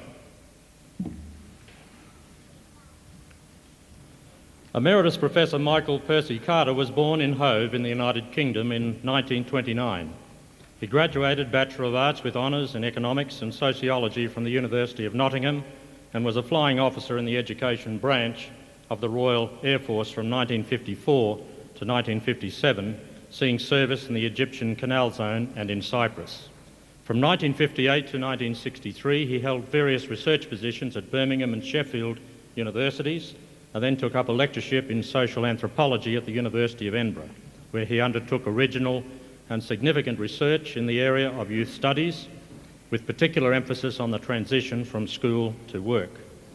The findings of this research were published in 3 books, the best known of which is Into Work, published in 1966, with a second edition in 1969 and several later reprints. His PhD was awarded by the University of Edinburgh in 1969. From 1968 to 1970, he was Foundation Professor and Head of the Department of Sociology at the University of Sierra Leone. And from 1970 to 1976, Professor of Sociology at the King's College at the University of Aberdeen. In 1976, Michael Carter came to the University of Newcastle as Foundation Professor and Head of the Department of Sociology. Realising the importance for his own discipline, and indeed for all disciplines in a university, to have the best possible staff, he recruited a group of excellent scholars and teachers to establish a department which still has a reputation for excellence. Michael Carter's wide-ranging knowledge of academic issues and his abilities as an administrator, combined with his commitment to academic values, were quickly recognised at Newcastle. In 1978, he was elected Dean of the Faculty of Arts and a member of the University Council. In 1979, he was elected Deputy Chairman of Senate, the most senior academic position in the university other than those appointed as full-time academic administrators. He carried out his duties as Deputy Chairman with great success. His colleagues of that time recall that he was widely respected for his good judgment, strength of commitment and his sense of fairness. He was further re-elected for 2 further 3-year terms, an outstanding achievement at any university and one unmatched at Newcastle. In 1988, Michael Carter was appointed Deputy Vice-Chancellor, a position he held until his retirement in 1995. Throughout the period of his service to the university, Michael Carter was a member and usually chair of numerous senior committees and working parties. He was directly involved with almost every innovation and development in the university during his tenure here. Many of these activities were directly associated with his duties. However, many were extra duties given to him because of his particular abilities. He was, for example, Dean of the Faculty of Architecture for 2 years. In addition to his duties at the university, Michael Carter holds or has held many important professional and public appointments. He has been elected chair of the Hunter Valley Research Foundation since July 1985. Under his chairmanship, the foundation has moved from a substantial deficit into an excellent financial position and has restructured its operations and expanded them considerably. He was an appointed member of the New South Wales Board of Secondary School Studies in 1983 and also sat on the Planning and Development Committee of that board for some years. From 1982, he was a member of the Board of Directors of the Royal Newcastle Hospital and continued in that role until its reorganisation on an area basis. From 1980 to 1995, he was a member of the New South Wales Institute of Psychiatry, including 3 periods as Deputy Chair and 1 as Acting Chair. He was also a member of the Board of Directors of the Hunter Valley Theatre Company and was elected Deputy Chair of that board in 1984 and again in 1985. Many other examples of Michael Carter's contribution to community service exist. Michael Carter has also maintained close and supportive links with his students. Throughout his career, he has been actively involved with student societies, clubs and sporting activities. He is still the patron of the University Cricket Club and the University Rugby Union Club. Michael Carter's career has been characterised by scholarship, outstanding teaching, exemplary academic administration and by unflagging commitment to academic values and the intrinsic worth of universities to society. Chancellor, it is with great pleasure that I present to you Michael Percy Carter for admission to the degree of Doctor of the University honoris causa. Congratulations. That's quite a curriculum vitae. Well done.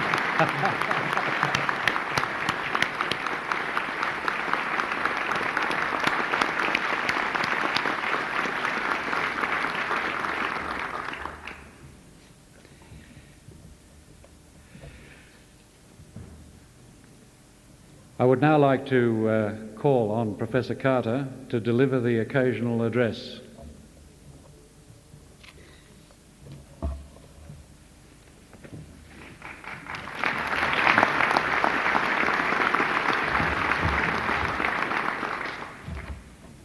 Chancellor, Deputy Chancellor, Vice-Chancellor, fellow graduates, ladies and gentlemen, friends and erstwhile colleagues.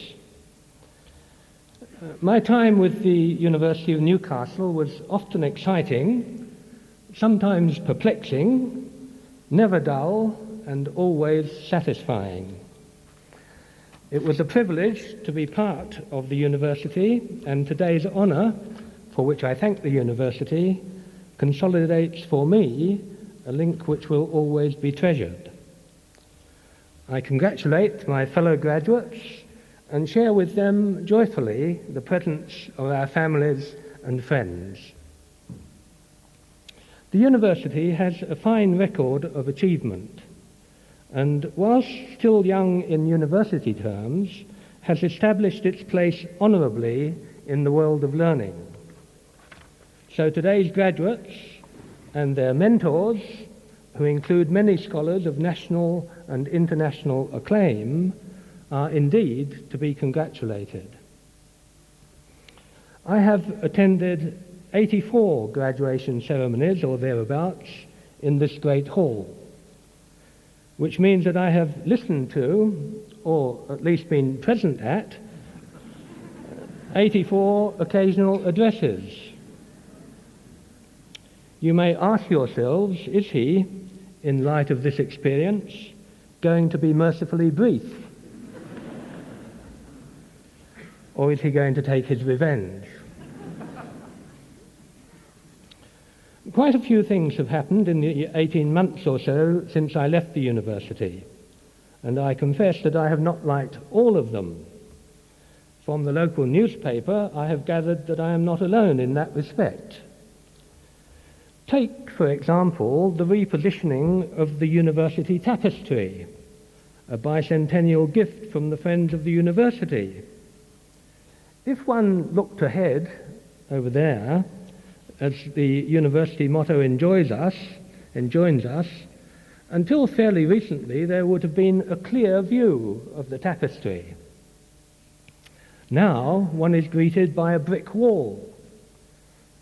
I was told by one academic that it was for the academics to bash their heads against. It may be that, unbeknown to me, the university motto has been changed to, "I look sideways and upwards." If you do this, you get a fairly good view of the scaffolding behind the tapestry and can also pick out parts of the tapestry itself. Apparently, the relocation of the tapestry was designed to improve the acoustics. It certainly hasn't done much for the aesthetics. It occurred to me that the university might put in a bid for the now discarded trampoline, once used by a former Prime Minister. It would then be possible at the apex of the jump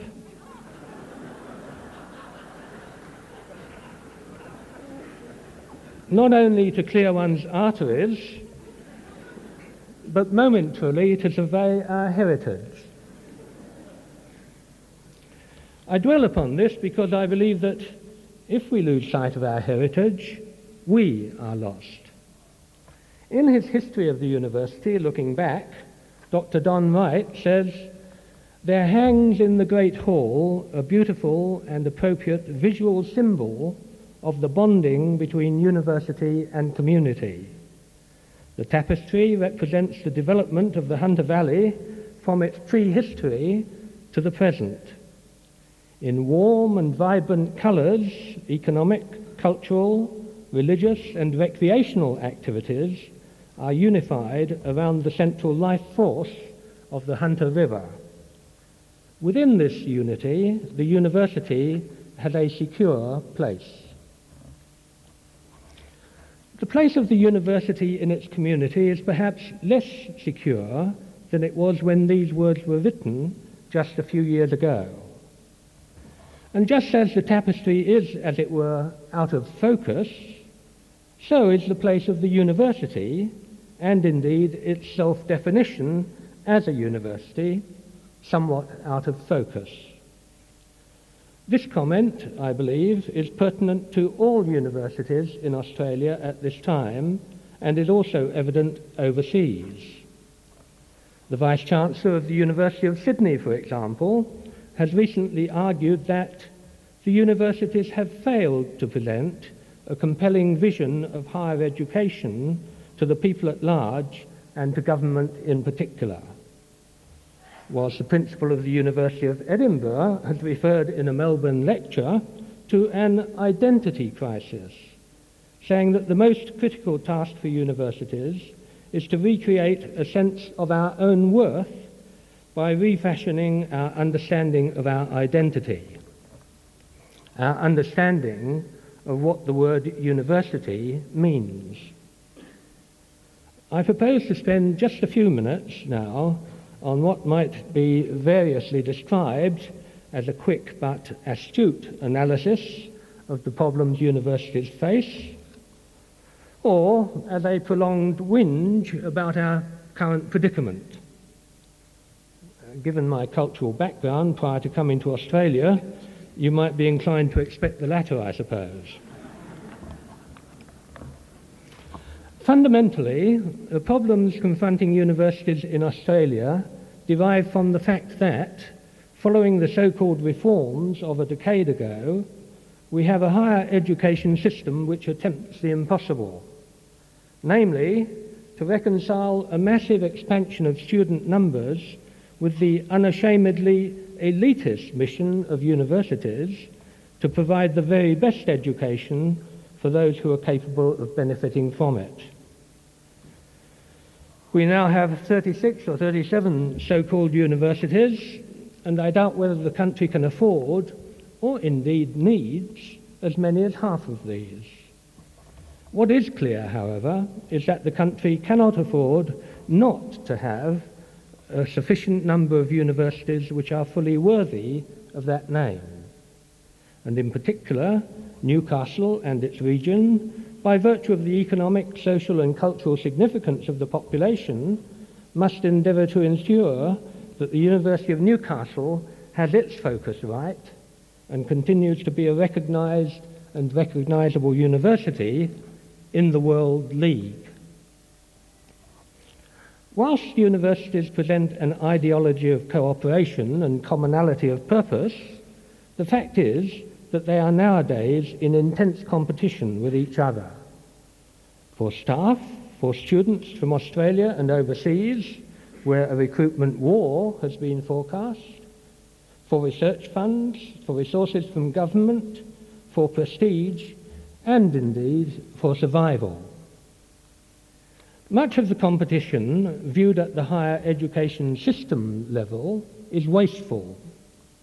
The universities are locked into a system in which resources which should go into direct academic purposes, teaching and research, are diverted to glossy publications, expensive advertisements, public relations, marketing, self-promotion and gimmickry.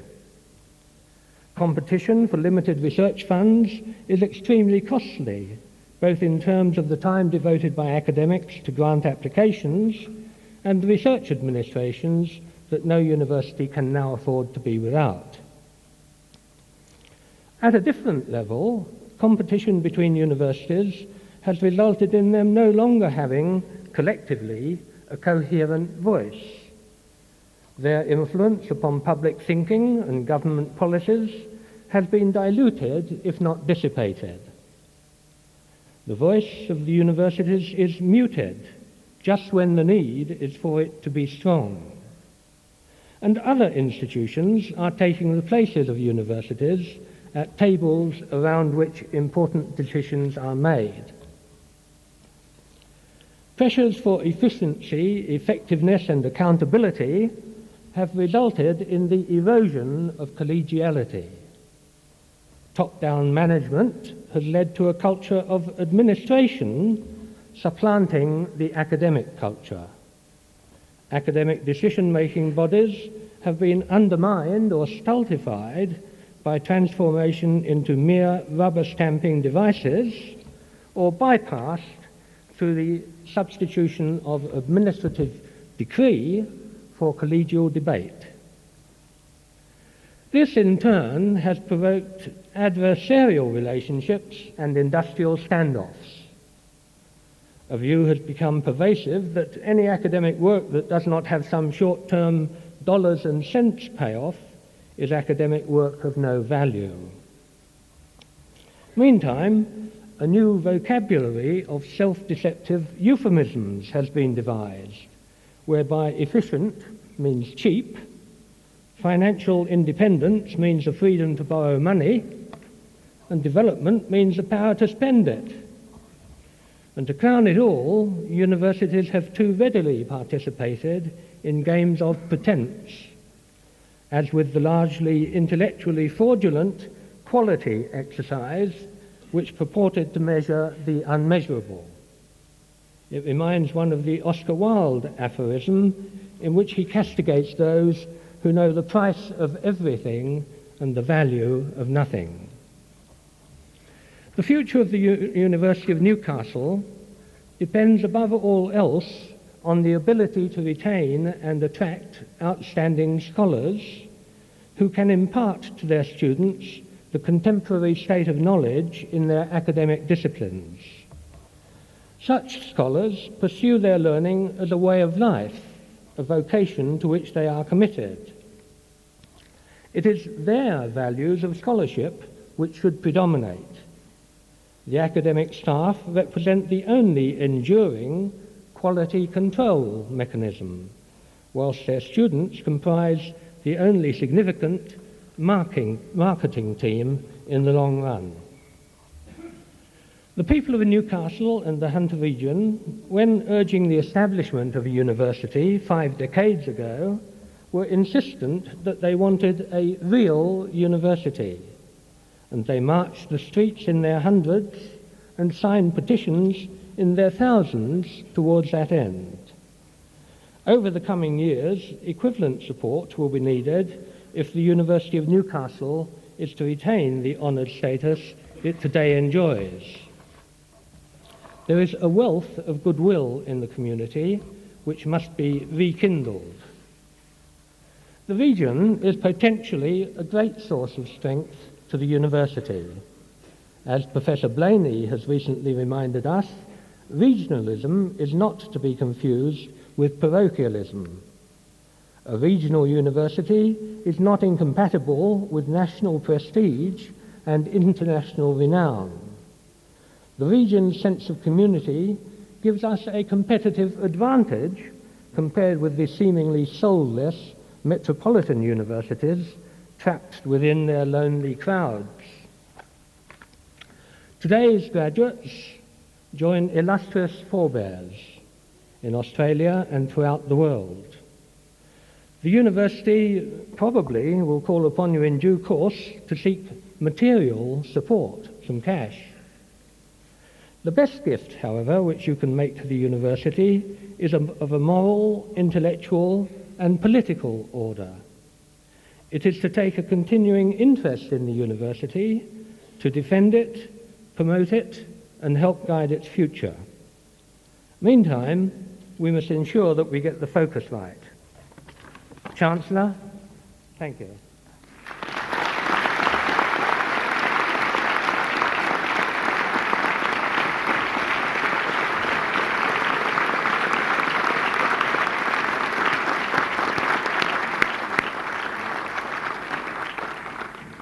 Professor Carter, that was a provocative address. And much food for thought in it. And I do commend to all of you Professor Carter's exhortation to maintain a continuing and strong interest in the university in the future. But let me just say, Professor Carter, a little cash is always helpful as well. Thank you very much indeed for those words of wisdom. And I think it's obvious to all that in Professor Carter we have one of the great people of this university, and you see one of the reasons why we have admitted him today to the degree of Doctor of the University honoris causa. Once again, ladies and gentlemen, let's thank Professor Carter for his address.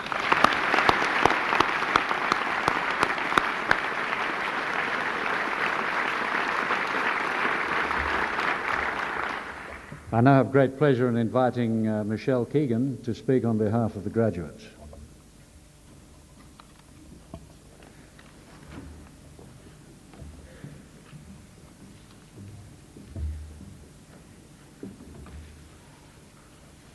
Chancellor, Vice-Chancellor, honoured guests, friends and fellow graduates. It's my privilege today to speak on behalf of all graduates to say thank you and express our feelings on completion of our awards at the University of Newcastle, one of the most important achievements of our lives. The problem which confronted me in preparing this vote of thanks was to find an approach which would be, 1, relevant to the majority of graduates present who come from 10 vastly different faculties, fields of study and experiences. Also, number 2, to keep my father and hundreds of others awake until the completion of the ceremony. 2 factors are foremost in my mind as having played a significant role in the progress towards my present educational status. They are inspiration and procrastination. Most students, apart from those possessing superhuman organisational capacities, will empathise with me on these matters. A suitable and highly necessary period of fiddling around and delaying the inevitable occurs during the daily routine of many students. In my first years at university, as a resident of Everett House on campus, there were many enjoyable activities on offer which I felt should be given high priority. These included checking the mailbox at least twice daily, cups of tea and Tim Tams with friends, any sporting event or committee that was on offer, and of course, Thursday nights at the Bar on the Hill. 4 years later, the friends I made during my time at Everett House are still some of my nearest and dearest. We studied a wide spectrum of courses, ranging from psychology to art education, aviation and chemistry. I may not have had the pleasure of making these valuable friendships if it was not for the time I spent at the University of Newcastle, and especially for the community of students residing on campus. My later years of study took place on a part-time basis whilst working full-time. Yet I still managed to develop a routine of pottering around the house, doing little jobs, which when faced with a looming thesis deadline seemed phenomenally important and interesting. These newfound hobbies of mine included moving piles of paper, looking in the fridge for anything appetising, sharpening pencils, reading junk mail, checking the fridge again, and picking bits of fluff off the carpet. You may be concerned as to how a student manages to perform all these therapeutic activities, put on 6 kilograms in weight, and still make it to graduation day. The answer to this lies in the desire for success afforded us as a result of the support given by family, friends, partners, lecturers and university support staff. This source of inspiration, coupled with an acute case of gross hallist phobia, otherwise known as the fear of doing exams in the Great Hall, act to drive the student to the finish line. I have always remembered a phrase from a since misplaced first year textbook. It read, "Success is 1% inspiration, 99% perspiration." This phrase served to remind me of the necessity for both the passion to learn and the need for solid effort in order to successfully achieve a degree or diploma. The effort has not been that of the graduates alone. We have been fortunate to have lecturers and demonstrators who generously gave of their time and knowledge whilst opening our eyes and minds to the never-ending process of learning. Our family, friends and partners have ridden the roller coaster of ups and downs with us to this point today. Thank you for your advice, phone calls, tolerance of bad moods and ignoring the lack of attention. In my case specifically, I'd like to say thank you for the coffee percolator I received 4 Christmases ago and for tolerating my insistent, unwavering demands for Super Supreme pizza immediately before the thesis submission deadline. Our moment of glory has a great deal to do with those closest to us.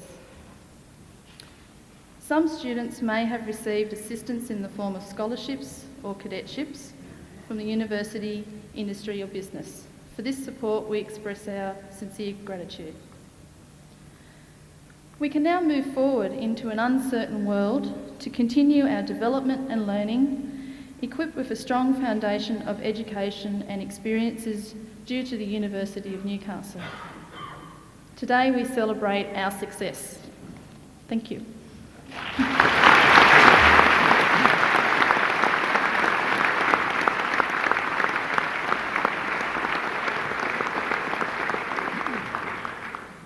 I would like to thank Michelle Keegan for her speech and now declare this ceremony concluded. May I invite all present to join us for refreshments which will be served in and provided by the University Union. I hope it's not raining outside. Thank you.